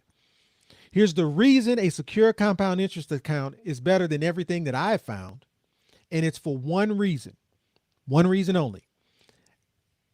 A premium finance strategy like MPI uses an IUL as its foundation to build wealth. What is it about an IUL that makes an IUL better than maybe using a whole life policy for a secure compound interest account? What is it? Well, an IUL has this unique feature called a 0% floor. Okay, so what does 0% floor mean as it pertains to an IUL? That is the only guarantee that the life insurance company who provides IULs will give you. That contractual guarantee says this: the life insurance company guarantees that the premiums that you put inside their general fund, so when you make premium payments on a monthly basis, let's call it $500 a month. Every time you put in $500 a month, where does it go? It does not go into the life insurance company's checking account. That $500 goes into the general fund. Well, when you research general fund, what is the general fund as it pertains to cash value life insurance companies? That is the bucket they use to grow wealth. Short of it all. And if you know anything about life insurance companies, especially mutual life insurance companies who've been around for hundreds of years, they do not like risk. Life insurance companies do not want their money at risk. So that general fund, what grows money inside that general fund, it's tied to the Fed, AAA rated bonds. Take a look at how AAA rated bonds have performed over the years. The moral of the story is the life insurance companies have so much money, billions, if not trillions of dollars, that they only need a modest growth on that money to make millions, billions of dollars. So because the general fund is tied to AAA rated bonds, which means very little to no risk, the life insurance company offers you a guarantee. And that guarantee says this: any dollar amount you put in this bucket, any dollar amount you put into the general fund, they 100% guarantee zero loss to market risk. Guarantee zero loss to market risk. Show me the IRA, 401k, 403b, TSP, government 457 plan that can guarantee zero loss to market risk. It doesn't exist. But imagine, let's go through that example though. Imagine your 401k having a 0% floor, the same 0% floor that the IUL is offering. Imagine a 401k with a 0% floor. Let me walk you through it. Today, your 401k runs like this with the market. I just showed you the visual. When the market crashes, what happens to your 401k today? Well, in 2022, your 401k lost 22%. So it does this.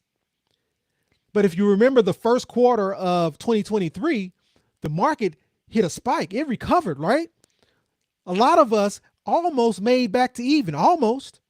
So when the market in the first quarter of 2023 we did such a great job that the 401k did this. It's doing this right now. But imagine how much better your 401k would be without that 24% loss in 2022. Imagine riding with the market in 2022, the market crashes. Because there's a contractual guarantee from the life insurance company that says you can't lose money to market risk, whatever that $500,000 was you had in your 401k, when the market lost 22% in 2022, you kept $500,000. Instead of losing 22% of $500,000. And then when the market took off again in 2020, so what that means, let me step back though. You got $500,000 in your 401k. The market loses 22% in 2022. You hold at $500,000. So what that means is you didn't make money in 2022. You didn't lose money, but you didn't make money. Let's be 100% clear. You did not make money in 2022. But when the market recovered in 2023, what happened? It's going to start from where you left off at 500,000 and start building from there. So all of this great performance that you're getting in the market, imagine getting that from not losing money in 2022 versus you lost 22% in 2022. And now when the market takes off in 2023, you're starting from that negative 22% spot. That's security. And that's what makes a product like a secure compound interest account not a scam or not subject to market risk or not be an issue where you could potentially lose your gains. So to your point around, I think it was like $20,000 a year that allows you to achieve $127,000 tax-free for life. The reason you're okay in 20 years from now with that $127,000 in tax-free income for life is because the vehicle you in has a contractual guarantee that you cannot lose the money that you gained. Now, there is risk. Don't get me wrong. There is risk in this product where you can lose money. And again, this explanation deserves so much more for you. And I get that. You deserve so much more explanation in these words because it's just a lot of words. But the truth is, the reason why this vehicle is so strong is that 0% guarantee. You put that 0% guarantee on any investment you have, and it's an amazing product. Secure compound interest accounts will replace traditional retirement accounts. Why? Because of that 0% floor. It's not about what you put in it. It's not about how well it grows because of leverage. Those are all ancillary or secondary things that are great. The true piece that makes this product better than anything you've ever seen is the ability to not lose the money you've made. And let me put it in simple terms. The stock market is home run, strikeout. Home run, strikeout, strikeout. Home run. Which would you prefer? A series of home runs and strikeouts or base hit, base hit, base hit, base hit, base hit, base hit. Never strike out, base hit, double, triple, home run, base hit. Which would you prefer? And again, I'm a math guy, but in simple form, I would much rather have a consistent growth of never losing than winning and losing every day. It's a hands down, not even an argument. Hopefully Yes. that helped. And that's the secure part. That's the part about security. And I think for most of us, we want to know that everything's going to be okay. And a lot of the gambling, a lot of the hustling, a lot of the side hustles or side businesses that we think we have to create are not necessary. The time with our families, all of that is obtainable. It's the strategy that we use and the way that we use them and we connect them together to leverage one for the other that allows us to have the peace to sleep better at night, knowing that those base hits are going to happen. So we're not worried about what's striking out. But And hold on. that's, But hold on. Full transparency. I'm 50 freaking years old. I don't you have time are for recovery. Bruh. That's the piece. I do not have time for your market recovery. right. How many of us are in this position? Now, 35, 25, 22, talk to me about it. Risk all day. I do not have time for risk. None of us have time for risk. Right. We all love the growth. Don't get me wrong, but we have to eliminate the risk. Show me one investment you have that eliminates risk. Show I mean, me. to include real estate though, to be Put it in the honest, yeah, comments. What are you investing in where you have little to no risk? right. Show me the vehicle because again, I'm here to learn. Well, Is it crypto? on the moon? autopilot too. Like, come on. I don't have time for recovery. You don't either. Right. So what are those vehicles? Yeah. What are the vehicles and What do people need to do? Because that is a question that's come up a couple of times in the chat. So I want to make sure that we address that. Ricardo says, what is the dollar amount to join a compound, or I think he means to start a compound interest account, Yeah. and where to invest? So if you are I think looking for that's a security. great caveat though, because here's what I would like. I would like for these discussions to look a lot more like, hey, I'm this age, I make this much, and based off the velocity banking I've done, I think I'm in a position to be able to put away this dollar amount. Yeah. What does that look like? Yep. This live should be filled with, let's go to the calculator and let's check it out. Let's play in the calculator and let's see what it is. If the comments should be, hey, I get it. I need to get my money out of the market. So I'm doing velocity banking to increase my cash flow. But hey, what does it look like if I'm 35 years old and I can put away $1,000 a month? Hey, how quickly can I retire? That's where we need to be going. That's what this live should be filled with. I am eager to show you how much you need to put away to be able to hit your goal. That is simple. We go to the calculator, we put some numbers in, and we play. We simply take a look at it. And then once you identify a path that makes sense to you, action. You take action and it's game over. So how old do you have to be? What's the least amount that you can put away? We can have all of those discussions, but that's exactly what this live should look like. We should be running numbers. Let's run some numbers and let's figure out how to build our WTF moment. That's That's right. absolutely what this should look like. And you can just put it in the chat too. You can just say age, amount. Yeah, you have to put your name, even though I guess we'll know anyway. But yeah, age, what is your age? And I will give you a retirement age, by the way. You don't have to even give me one. What is your current age? What is the amount you're capable of contributing? Is that only monthly? Is that monthly and a lump sum? Or just say, hey, I make this dollar amount. I can tell you what you should be putting away.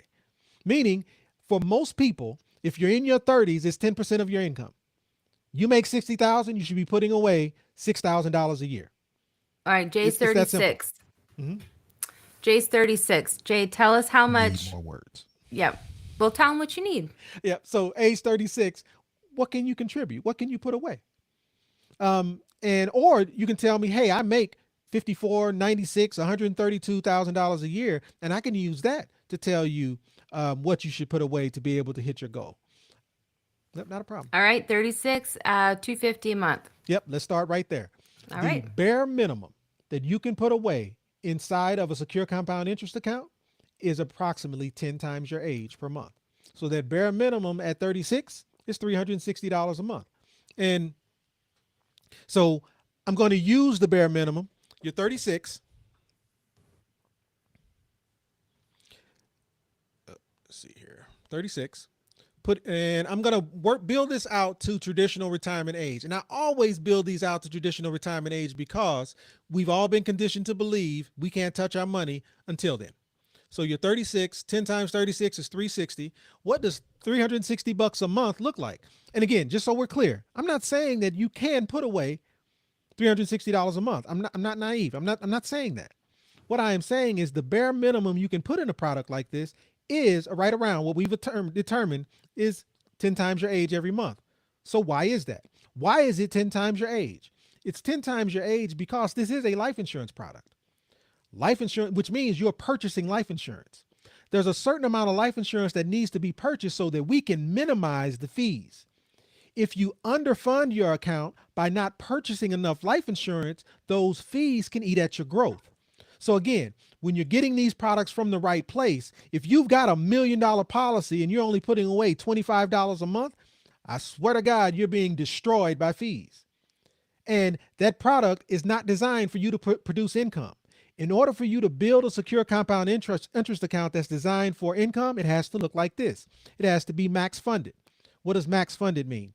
It means we have to purchase the least amount of life insurance legally possible, meaning we're going to get right up to that edge without going over.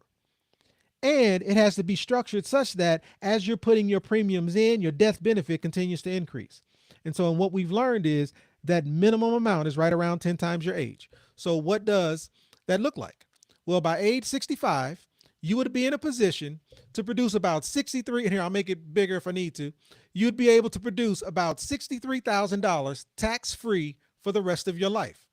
$63,000 tax-free for the rest of your life, starting at age 65, you would have accumulated about 606,000 in cash value. What does that mean?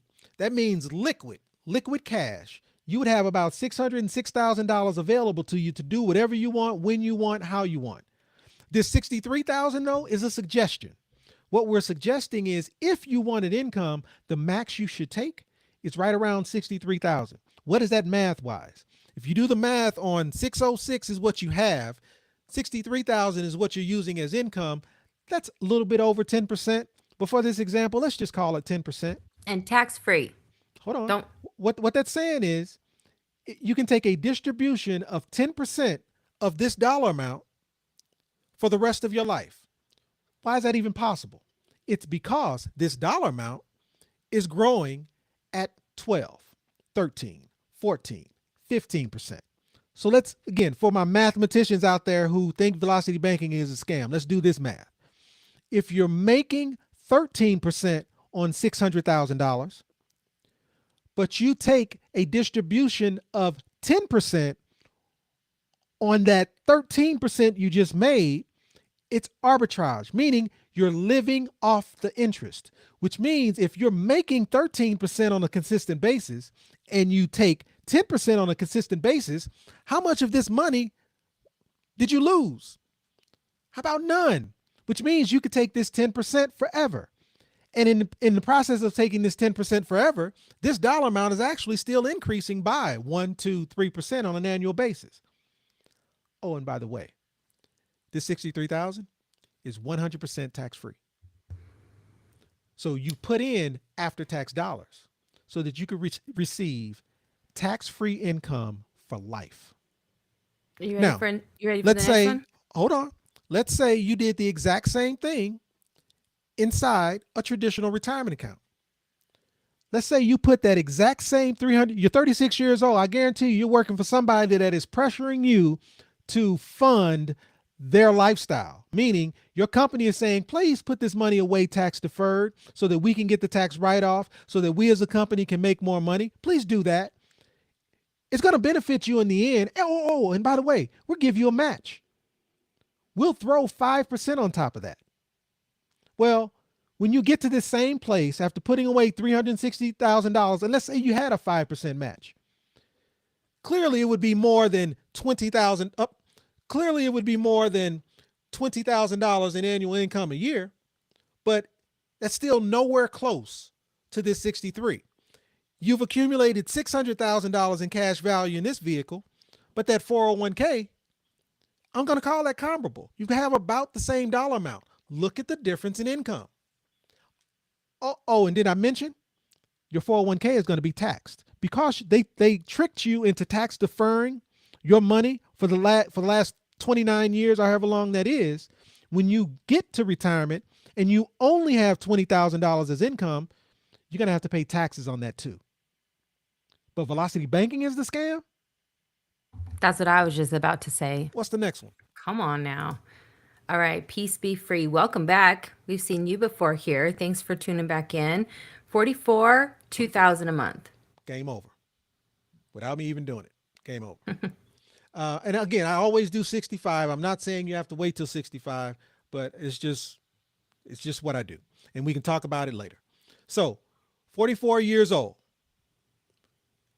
44 till age 65, 21 years.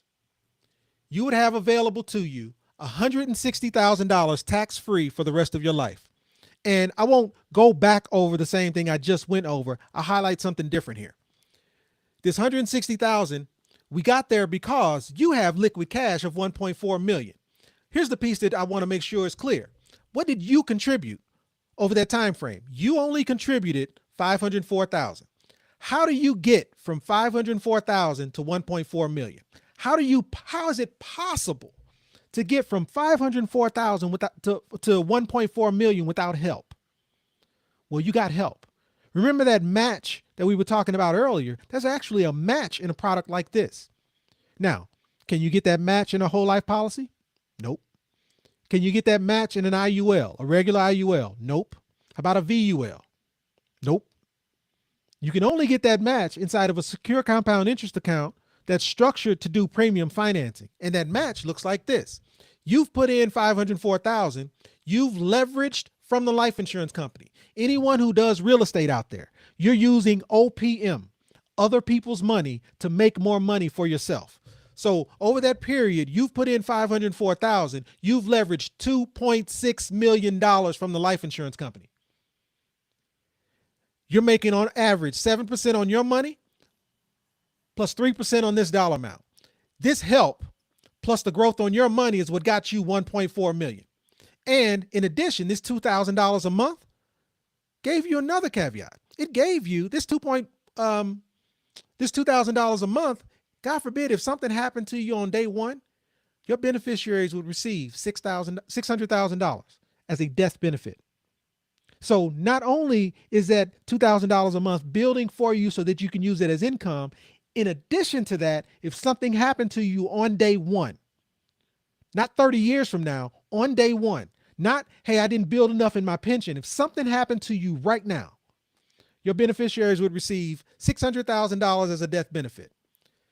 And if you do make it to 65 and beyond, your beneficiaries would receive $3.8 million. Now, you've taken $160,000 for life, right? And let's say that life lasted till age 90. So you've taken this dollar amount till age 90. That means by age 90, you would have used $4 million. Your wife brings the cake on your 90th birthday. You go to blow out the candles on your 90th birthday, and you fall face first in the cake, and you're gone. You've lived a wonderful life because you spent $4 million in retirement. But when you pass, your beneficiaries are still on top of the $4 million that you've taken in retirement. Your beneficiaries are still going to receive $3.8 million. Again, you've taken $4 million in retirement, lived a wonderful life, been on some island somewhere drinking Mai Tais, loving life. You pass away, your beneficiaries still on top receive $3.8 million. Show me the 401k that can do that. You're investing in rental properties. You've got a string of apartment complexes. You've got 30 doors. Show me the 30 doors that can allow you to take not just $4 million in retirement off $2,000 a month, but in addition to that, will leave your beneficiaries another $3.8 million on top of that. Are you ready for another one? Let's do it. All right. I'm getting Liliana. what you're telling me is I'm getting long-winded on these. Let's move. Let's blow through Man, these. We got a lot of them. we got We a got a lot of them. line. Let's blow through them. I got the Okay. hint now. I get All it. right. I'm off my soapbox. Let's rock. Okay. Let's rock. Liliana's 50. She says 300 a month, but she put this in before you had given kind of the 10 times your age. So she's 50 like me. So let's talk about 50 like me. And I hear you, 50. Here's the thing about us, and I don't have the compound cycles sheet up, so I am going to get a little bit long-winded here, but this has to be clear. Because we're 50, we don't have as many compound cycles as that 36-year-old. If you remember the 36-year-old, he could do $360 a month and still be in a decent income bracket by the time he hit retirement age. But because we're 50, if we just do what the 50-year-old did, 10 times his age, 10 times 50 is $500 a month. So if we just did, because this is something that has to be very clear when we talk about secure compound interest accounts, because we have to give our money time.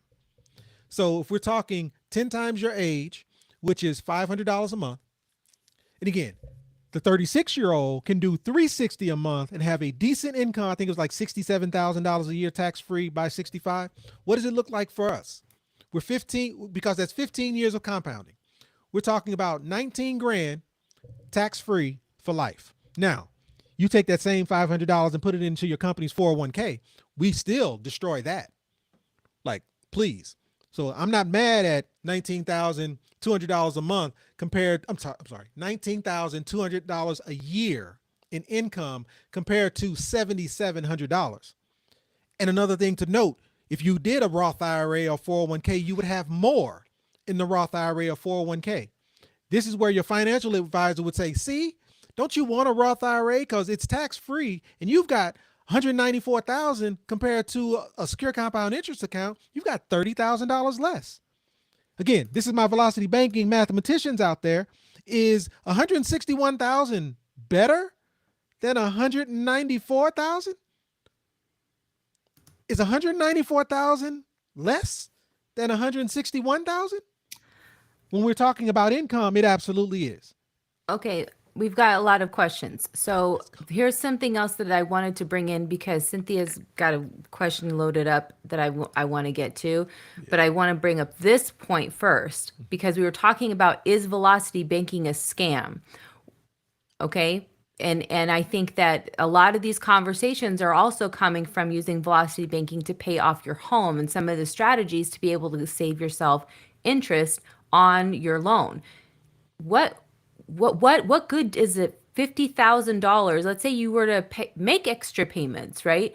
What good is it doing inside of your mortgage when, watch what happens? Let's just use Liliana right now, this example. Watch what happens is if you can take that 50,000 you're going to pay extra on your mortgage and you put it here. Watch what happens. Same amount of time.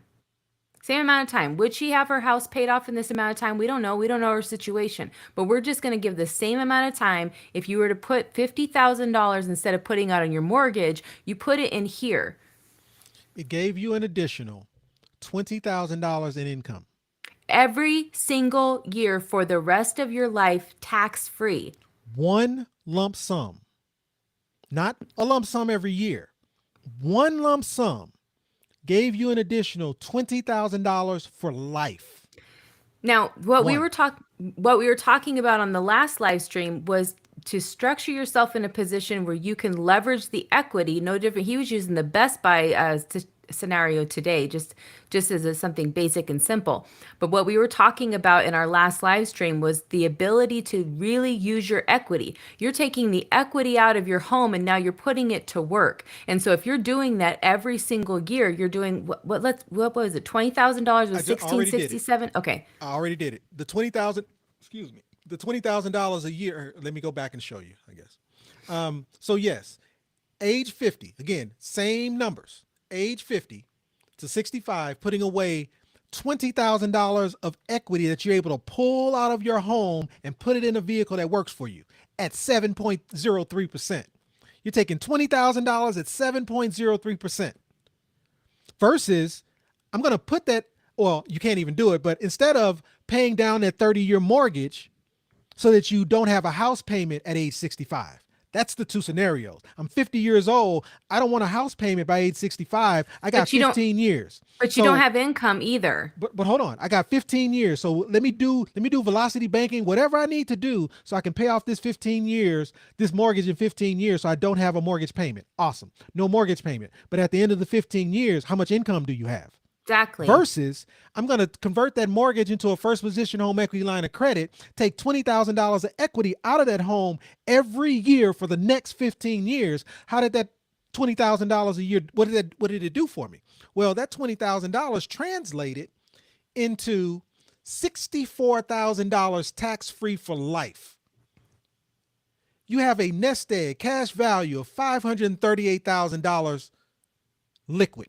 Okay, that you could pay your house off with. And so if you wanted to pay the house off, pay the house off. I'm going to bring up Cynthia. Clem, you're not. I'm going to get to you because I want to address your comment.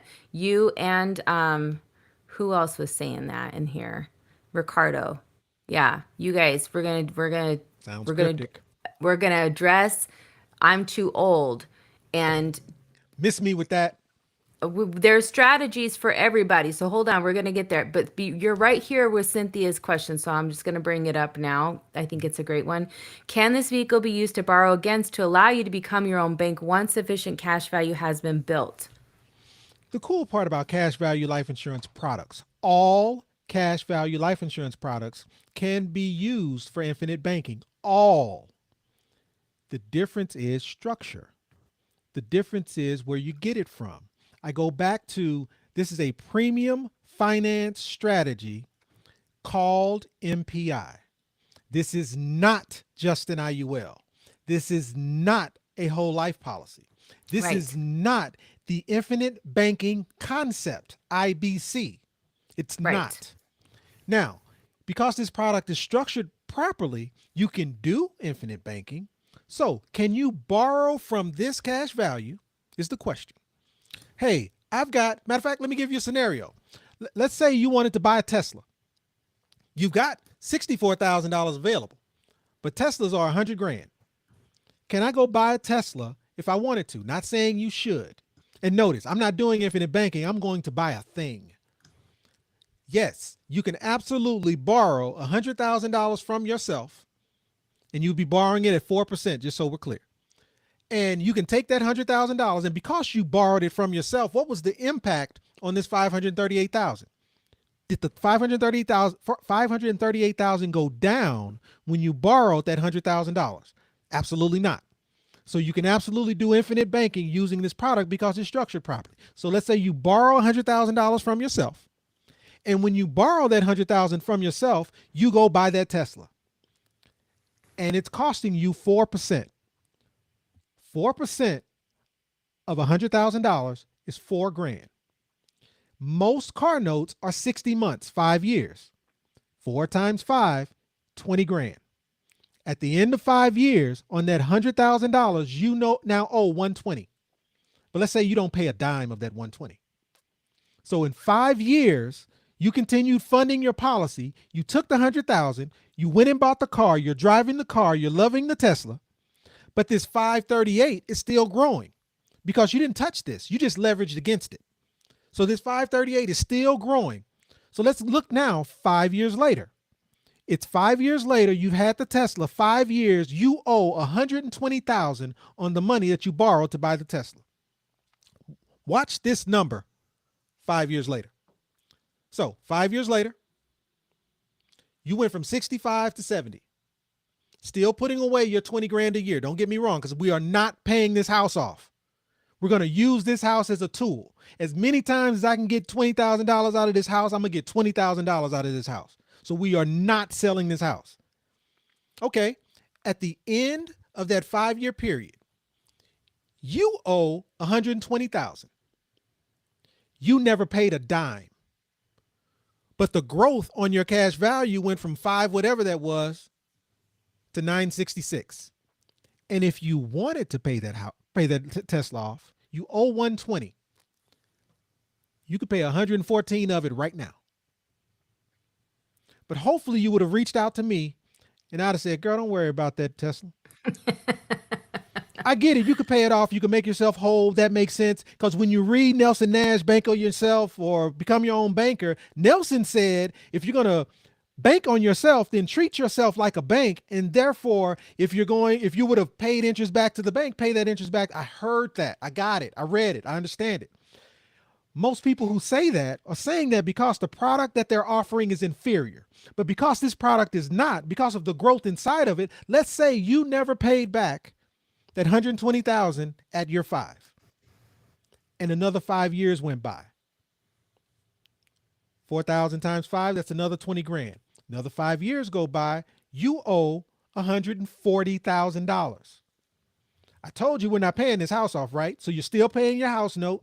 You're still paying that first position HELOC. You refi it again or whatever you needed to do. You're still taking $20,000 out of that house and you're putting it in a vehicle like this. And 5 years later, you now owe $140,000. Watch this number 5 years later. 5 years later, you're 75. Old as dirt.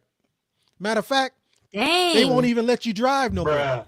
They won't even let you drive no more. You got this Tesla that you've been paying on or you've been riding in that you never paid on. You owe $140,000 on that Tesla. You've given it to your kids. Don't even have it anymore. They're riding you around in that Tesla and you never paid a dime on it. Look at your cash value 5 years later. How about $1.6 million? Do you care about that $140,000 that you owe? Or better yet, look at the income that you're taking. You want to pay that $140,000 off? You want to bank on yourself the way Nelson Nash said? You want to pay back that money that you borrowed? Do it now. In your sleep. Costs you nothing. God forbid, something happened to you right here.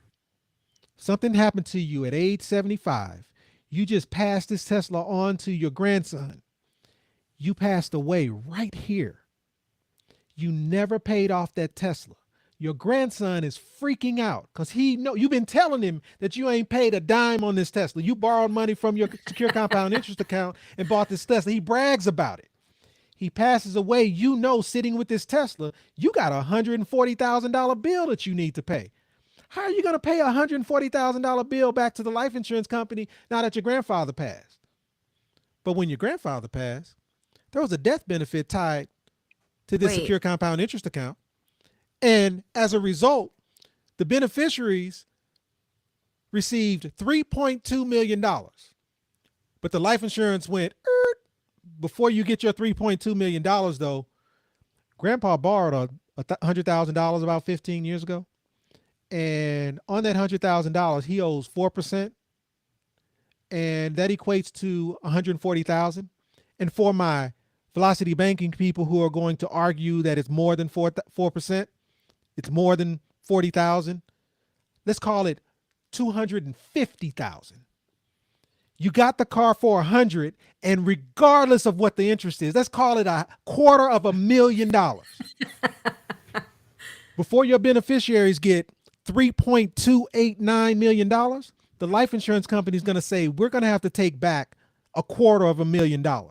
So sorry, beneficiaries, instead of 3.289, you're going to get 3.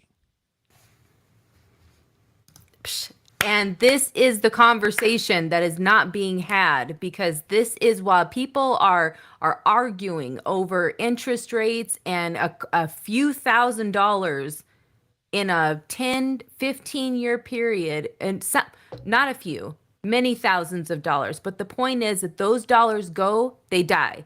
Those dollars are spent, they die. You make those extra payments, they are just locked up, and you can't get that out, and it does you no good, even if you have your house paid off. So that is why we're talking about this. We are really not even talking about interest rates, period, because it doesn't matter. What matters It's cash flow. right. Get your cash flow to work. Pay yourself first. That's right. Okay, we have a lot of comments. So Where the yeah, old folks so at? well, Give me the old folks. can you I'm just giving you a Hey, little push. Hey, I don't know. hold on. I apologize for being long-winded. It happens when you get older. That's why I'm trying to be nice about it. That was dope. I hope you don't talk about me like this when I get older. I'm just throw it out there. What's so wild to me is I hate social media. I hate this. But I enjoy sharing this information. Yeah. And it doesn't feel like I'm not irritated. It doesn't feel like work. Like I feel like I can do this all day long because I think it's my purpose to just share this information. And so I apologize for being long-winded, but here's the reason. I just can't say you make $184,000 and leave it at that. You need the backstory. You need to understand how. And again, I have really not done my due diligence here on breaking down the true how. And I swear to God, I'll get there, because this isn't Donnell coming up with some magical number. That ain't it. No, this is just math. And if Right. you allow a secure compound interest account to build straight base hits, time, you give your money time, you can't stop compound interest. However the saying goes, eighth wonder of the world, compound interest, right? Well, if you heard me say it, if you don't understand how compound interest works, I guarantee you banks, financial institutions, life insurance companies are making compound interest off you. So the goal of this channel is let's understand how compound interest works so you can start making your own. All right, next example. I'm sorry. Yeah, and quick note, we have a whole playlist on breaking down compound interest. They're shorter videos, less winded, edited. All right. Every live should be focused on numbers. Let's be clear. I'll scrap whatever agenda we got to just simply run numbers. 58 years old, $800 a month. Yep. 58 years old, it's greater than the 10%. And here's what I've learned about my, I'll call it 55 plus community. What they're looking for is supplemental income.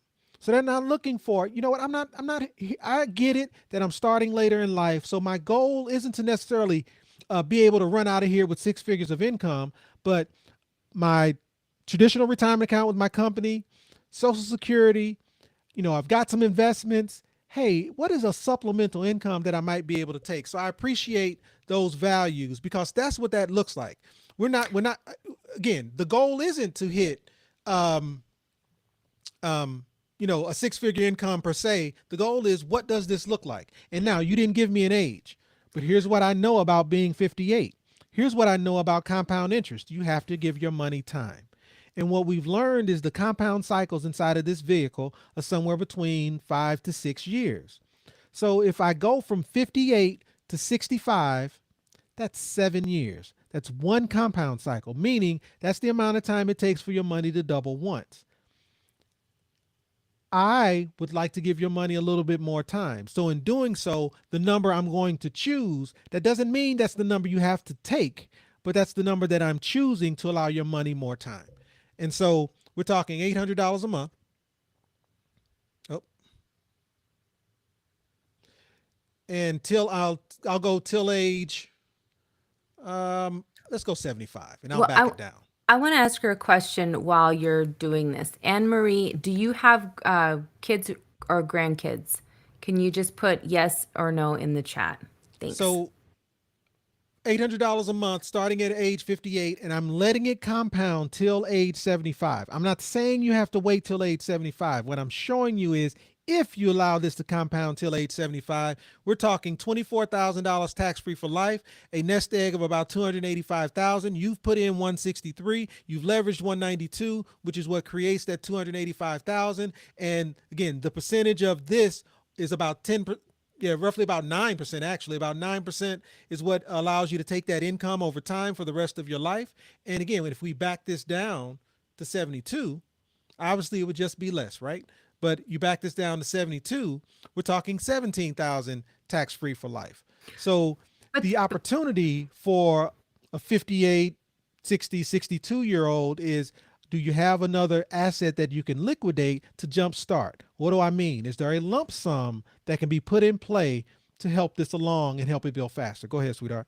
well, that point, and then also that it's liquid. You can still access this while it grows. This is completely different. Everybody, this should be something that the second this is babies. We should just have this since babies. And this is why I was asking, because for Clem and for Ricardo and for anybody else who's watching who's older and they're going, gosh, there's no way I could leverage something like this. Can you talk to them about insurable interest? Yep. So I've done several policies for, because sometimes when some of my clients who are, I'll call it up in age, they're fine with their retirement. They've got Social Security and whatever those other vehicles are, they're fine. Their issue is they feel like they haven't really left something for as a legacy, something for the generations after them. Well, because of insurable interest, and this works many different ways. One, maybe you're too old to be able to have your own secure compound interest account. That's one. Or maybe you're not insurable. You have some type of chronic illness, overweight, high blood pressure, whatever those reasons might be as to why you might not be insurable. Well, you do have this thing called insurable interest. What that means is you are able to insure your legacy. So if you're up in age and married, you can insure your wife. Maybe she's younger, maybe she's healthier. You can insure your kids. You can insure your grandkids. You can even insure your great grandkids. Now, there's rules that apply.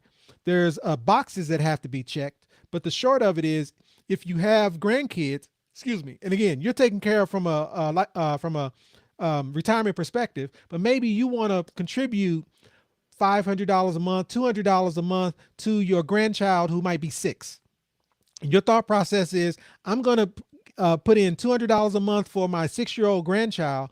And as the money's compounding, I'm going to use it as income while my grandchild is continuously getting older. And when either I'm no longer here or My grandchild has gotten to a point where they are now old enough to take over those payments. Regardless of how you want to do it, you have the choice. So again, you can fund it until you have achieved or received enough income and you're comfortable with. Or let's say you're no longer here and you pass over that responsibility back to your grandchild who is now in their 20s and 30s. All they have to do is maintain that measly $200 a month. And I'm not saying that $200 a month is measly. I'm just saying if you started a compound interest account for them at 6 years old, putting in $200 a month, at age 35, all they have to do is maintain that $200 a month. Show them. And they could be put in a position to retire at an early age and not have to deal with what you've dealt with in your age. So what do I mean? Again, using the 6-year-old. Come on. 6-year-old, and you're going to fund this to, let's say, after college, or let's say till 30, like whatever that time frame is, doesn't even matter. $200 a month. So for $200 a month, what you would be passing on till age 30, you'd be passing on an asset to your 30-year-old grandchild, who's no longer a child, of $111,000. That's the liquid cash value that they are now taking over. It equates to about $12,000 tax-free for life if they started taking income here. But what you're passing on is an asset, a living, breathing asset, not a liability that became an asset. It was an asset from day one. And this asset, all they have to do is maintain that $200 a month. And I'm going to show you how to maintain that $200 a month 2 ways. I want to say something. Is it okay? Of course. Okay. This is a part that Shut me down. This is the be quiet. This is the part that I feel like Bruh. this is the part that I feel like gets missed in this part of the equation, though. You can own a policy on somebody else, but instead of passing them that policy, what if right here, like anybody watching that has kids, for sure, or grandkids, and you qualify to have them as insurable interest, if you're insuring them, which by the way is cheaper to insure them, you get the insurance for less, right? Because it's cheaper to insure them. Yeah. So there's a whole lot of other factors here, but this is the part that I wanted to put in. This could be, let's say you had done this with multiple kids or grandkids. And now whatever the retirement income is that you have, you can add this income to your retirement income because you own this policy. Yep. So you can stack this up. What that means is if somebody asked, could you leverage the annual, I think it was Craig. He always has such good comments and questions. Yeah, he says, could you use a portion of the cash value? If you use a portion of the cash value, does it affect the annual retirement amount? Okay, we'll get to that in just a second. However, you can use this income to refund back into and keep funding this account. So it doesn't even have to come out of your account. That's crazy, right? But if you think about it and you're just restructuring, it's no different than the same velocity banking concept. You're just taking the same stuff that you currently have access to, like furniture in a room, and you're just restructuring it. You're just rearranging the furniture, and now there's a bigger impact, way better impact. And this is the same thing here. So anybody who is feeling like, oh, I'm too old, not only are you passing them on a machine, but you're still able to leverage that machine while you're still here and they're still here. So you can stack these up like Legos. That's the point that I wanted to try to make, because we have another question coming up that's really important. No problem. But real quick, though, that 30-year-old takes this over. Even if you don't need it, it continues to fund for the next however long. Well, let's say it was funded for another 15, so till age 45. Yeah. At $64,000 tax-free. What does it look like at 55? My point is, this becomes now a vehicle where you have just set up your grandchild, your 6-year-old grandchild, to be able to retire early at 55, regardless of her job, regardless of her degree, regardless of what ills, wills may have come throughout life. You have put this person in a position to never have to worry about money again in their life. And in addition to that, it's a death benefit of $2.4 million. You were wanting to leave a legacy. What you did was you just set up your granddaughter to leave that legacy. So now we're talking about generations after you will never be concerned about money from this point forward. We are all 2 generations away from being wealthy. 2 generations. $200 a month on a 6-year-old just made that 1 generation away. Whoo! Man, put some fire in the chat because I'm telling you right now, this right here needs to be shared out. Share it out. Bring your people with you for the next time, and let's talk about it because this is And strategies sweetheart, matter. time check. I need to eat. Yeah, I know. We got just a couple more questions though because they've been waiting. Let's do it. They've been waiting for you. Okay. Okay. Lolo, she has a great question. She always has great questions. And welcome back. Oh, okay. Let me get back to Craig's too. If you start off paying, for example, $2,000 a month, are you locked into that payment for the life of the policy, or can you decrease it? And if so, how low can you decrease the payment? Great question. So let's say you started out with $2,000 a year, and at year 2, you went, whoa, $2,000 was steep. Well, every year we assess your policy. Every year, not every 10 years. Every year, you and I will sit down, and there's this enrollment period that opens up. And that enrollment period says, hey, you can make an adjustment now. And I'm going to ask you, hey, it's been a year. Here's how your account has performed. Would you like to make an adjustment? You say no, the enrollment period closes, and we move on. If you say yes, you say, you know what, 2,000 was steep. I need to drop this down to 1,000. Okay, cool. But just understand what you're doing. For $2,000 a month, you're buying a certain amount of life insurance. If you cut that in half, you're cutting half the life insurance. But it goes the other way as well. If you're doing $2,000 a month and you wish you would have done 3,000, you're buying a certain amount of life insurance. To do 3,000, you're asking for more life insurance. Well, how did you get the life insurance? You had to be approved for it. You had to go through underwriting.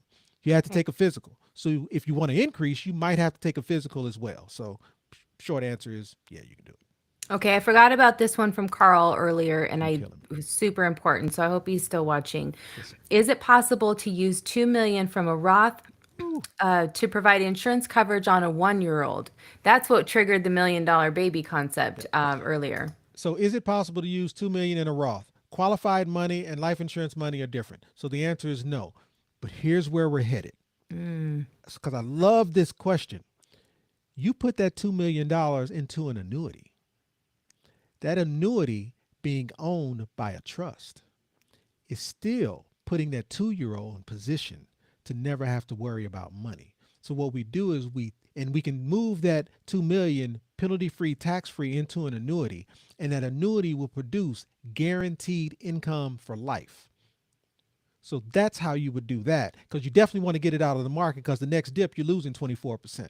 So you will want to move that 2 million to a vehicle that's more secure. And that's where you haven't heard me talk a lot about annuities, but it's coming. I swear to you, it's coming, because for my people who have qualified money that they need to figure out what to do with it, that's the answer. There's growth annuities, there's hybrid annuities, and there's instant income annuities. So you could put that $2 million into an instant income, and in a matter of years or a matter of days, you could have instant income coming from that annuity. So there's many different ways to go about it. And because it's Roth, we're talking tax-free income, because it maintains its Roth capabilities.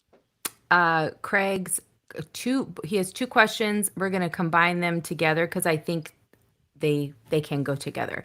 Okay, first one is, if you use a portion of that cash value, does it affect the annual retirement amount? Okay, that's the first question. And then the second question is, can that child use the cash value for education, and would it be considered as a loan? Okay, so I'll answer the second one first. Can you use the money for education? Short answer is yes. Now, how you get money out of this product matters.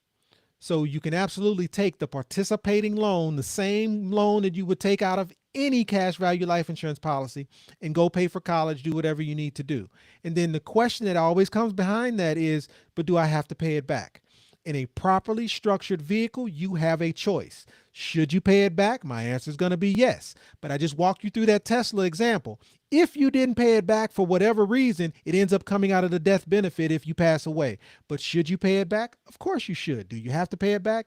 Not necessarily. Now, does that participating loan impact the growth or impact your ability to take income?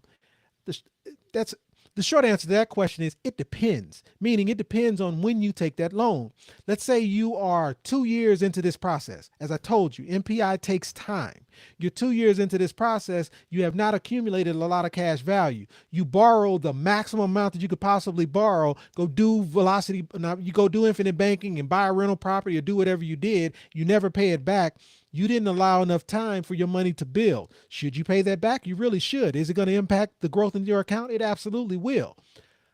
15 years from now, 20 years from now, you do that exact same thing. There's enough leverage and growth inside your account that it will pay for itself. Theoretically, you do not have to worry about paying it back because of the compound interest that's growing.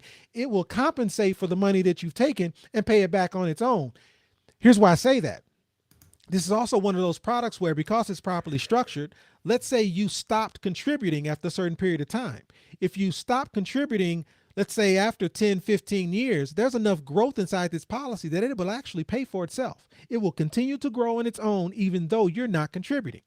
Now, my argument is this is a machine that prints money. So why would you ever stop that machine from printing? Meaning, why would you ever stop contributing? But the short of it is you could. And again, I go back to, I love the question because what you're speaking to is there's a lot of products out there that are just poorly designed. If you get in the right, properly designed product, a lot of these ills and a lot of these challenges and a lot of these problems that people have with cash value life insurance policies go away. And this just happens to be one of those that is properly designed.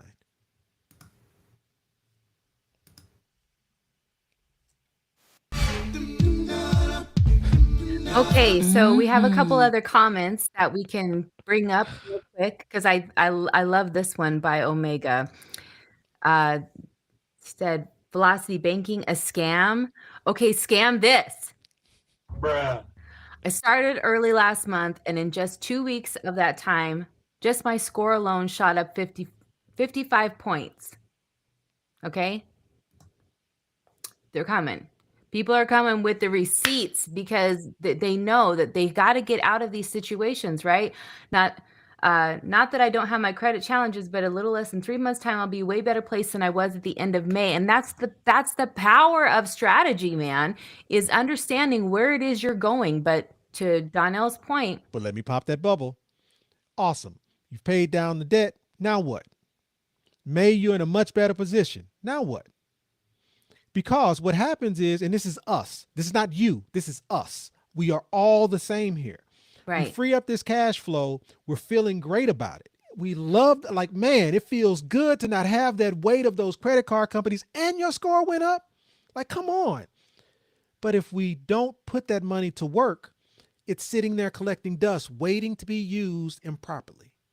Because now that your credit is better, those creditors go, wait a minute, he beat us. He got rid of our credit. But we Let know us how to offer hook them. him a 0% credit card with more travel points and more cash back to see if we can get him into a better trap. Hey, it'll be 0% for the next 24 months. And I know how to pay it off fast. Right. I do velocity banking. I'm good at this. If we don't put our money to work, these little traps and these holes start to come about. Whereas if you put your money in a place where it actually can produce more money for you, you don't need the creditors at all because now you can start leveraging your own money.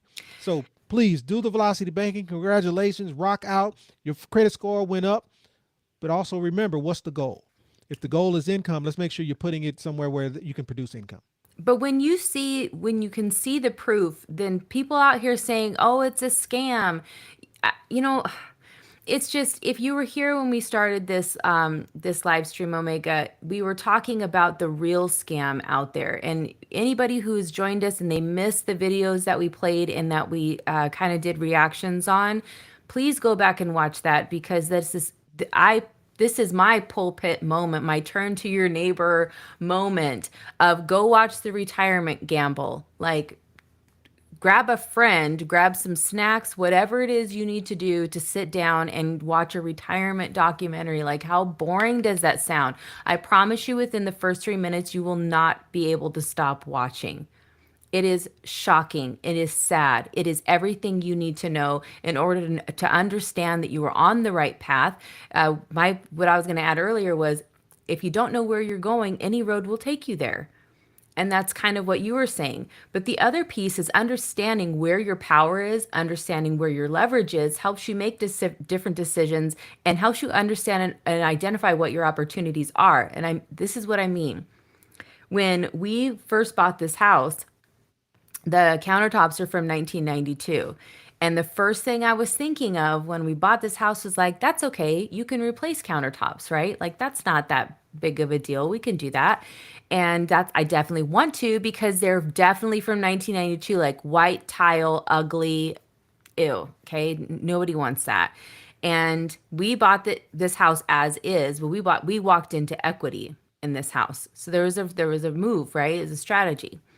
Well, through the course of time, I have now understood where the money that would go in the countertops, those dollars would go and they would die on the countertops. I would be wiping off my dollars that could never grow again every time I wiped my counters. I have a problem with that. So every time I wipe my countertops now, my 1992 countertops, right now I'm telling myself every time I go, gosh, I wish I had those Pinteresty countertops. Every time I wipe my countertops, I think about how many dollars are making their own dollars every time that I wipe these countertops up.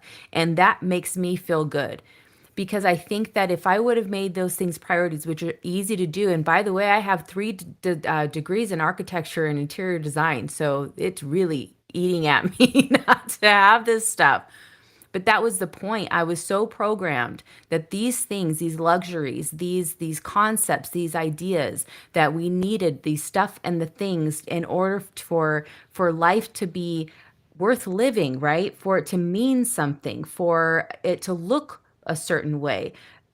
I was opting in to be part of that problem, right? Essentially. And I'm not saying that we shouldn't have nice things or we shouldn't do those things. What I knew was that now I can't unsee it. It's everywhere. Literally everywhere. I really got to want something in order for me to go, how much is it really costing me? If I have to, because we don't keep money in the bank. We don't do that anymore. Our kids are like, "What are you talking about? There's no money in your account?" There's no money in the account because the money, if it's sitting in the bank account, it's not making money. We put it where it makes money. I mean, if you could have AI is an employee that works 24/7, right? Would you want an AI to only work during business hours or only work part-time? If you could make having your employee working and a low rate, right? That's the whole point is that we're automating these things, and that's what I wanted to close, kind of start closing down with is just if you don't know where you're going, anywhere will take you there. And being able to identify your opportunities and your leverage, that is where you're in the right place. This is where we live. This is what we do. This is what we talk about. And this is what we will go over ad nauseum with all of you. So we appreciate you guys tuning in. We love your commitment to your future. There was, I think, 86 people, and I'm sure there's people who are popping in and out. So how many people were interested enough to spend their evening with us and talk about Pretty this? dope. This is this is boring stuff. This is not exciting. This is not Not sexy. entertaining. Huh? It's not sexy. It's not really super, but you know what is? Wealth building. That's hot. Okay? That looks good. That feels good. And sleeping well at night knowing that you have financial security, man, sleep looks good on everybody. So, is there anything else that you want to, any last questions or There are comments? several slides I still have to go through, but as far as I'm concerned, I think the message has been sent. Velocity banking. Is it a scam? How you eliminate debt is how you eliminate debt. It's a strategy. You cannot be scammed by something that you have a choice to do. If you choose to do velocity banking, you need to understand how velocity banking works. If you Yeah. don't want to use velocity banking, choose not to use velocity banking. But don't tell me I can't use the equity in my home to build a wealth building vehicle because you're wrong. If you Yeah. have a mortgage and you like your mortgage, keep your mortgage. The lady that I was working with, she's got that 2.75% interest rate on her mortgage. God forbid, don't get rid of that. But if the goal is income, how do you leverage what you have to build income? Let's talk about that. Yeah. This is not about velocity banking. This is about building income. This is not a velocity banking channel. Yep. This is a channel around using strategies to build income. Let's talk about that. And if you don't like the strategies that I have, please share more, because I'm here to learn. And I'm telling you, we haven't added annuities yet. It's coming. There's not just 5 strategies. There is a 6. Annuities is a wealth building strategy. Just wait. There are others out there. You got real estate. Let's talk about it. It doesn't matter to me. I am all for learning. My point is, hey, this is not about velocity banking. Is velocity banking a scam? The scam is the fact that we've been conditioned to believe that our financial advisors, financial institutions, life insurance providers, banks have our best interests at heart. That's the scam. If we're looking for something to protest, let's protest that. If we're looking for something to protest, let's understand why we lost 22% last year in our retirement account. And people are trying to convince us like that is okay. Hey, you recovered though. Did I? I just got back to where I left off. Did I recover? Yeah, it's legal robbery. How many trillions were lost in 2022? That's what we should be upset about. We're distracted by this nonsense. Right. Let's focus on generating some wealth. That's right. Stay And I'm out, focused. sweetheart. I'm out. Stay focused. Okay, well, we like to end with saying that if you didn't come from a wealthy family, you can make sure that a wealthy family came from you. And on that note, stay focused, stay connected. We were coming up with a cool ending, remember? Gosh, we missed. Okay, we're going to have this all. Yeah, we're going to have stay connected. And then, oh gosh, we're going to get this down. We're still kind of new. We're figuring out. We're going to end this. We're going to end these streams so good. Pros soon. All right. Well, thank you for tuning in. I'm Angelique. And I'm Donnell. And our goal is to help you get self-directed. So tune in next time and we'll see you then. Thank you guys so much. We appreciate all of you. Absolutely. Oh, hold on. I forgot that. I'll tell you how to get our free resources and how to connect with us. So hold on. Hey, before you go, we want to remind you that becoming fully self-directed means gaining complete control over your wealth, time, and freedom. It's not just an idea. It's a framework, a mindset, and the power to make informed decisions to secure your future. Being here means you're taking those steps, and we want to thank you for allowing us to guide you. We believe that we grow farther and faster when we grow together. So tune in next time and tell a friend to tell a friend. We've helped thousands of people just like you start their journey to financial freedom. And if they can do it, you can too. And if you're ready to learn more, we got you. Get a head start by grabbing these 2 free books. But how do they get them, Donnell? Head over to my website where you'll have access to a few things. A ton of free resources, case studies, and over 100 5-star reviews from people just like you. And in 15 minutes, we can explore what's possible for you. So don't wait. Invest in what you want, when you want. But first, let us help you Get self-directed.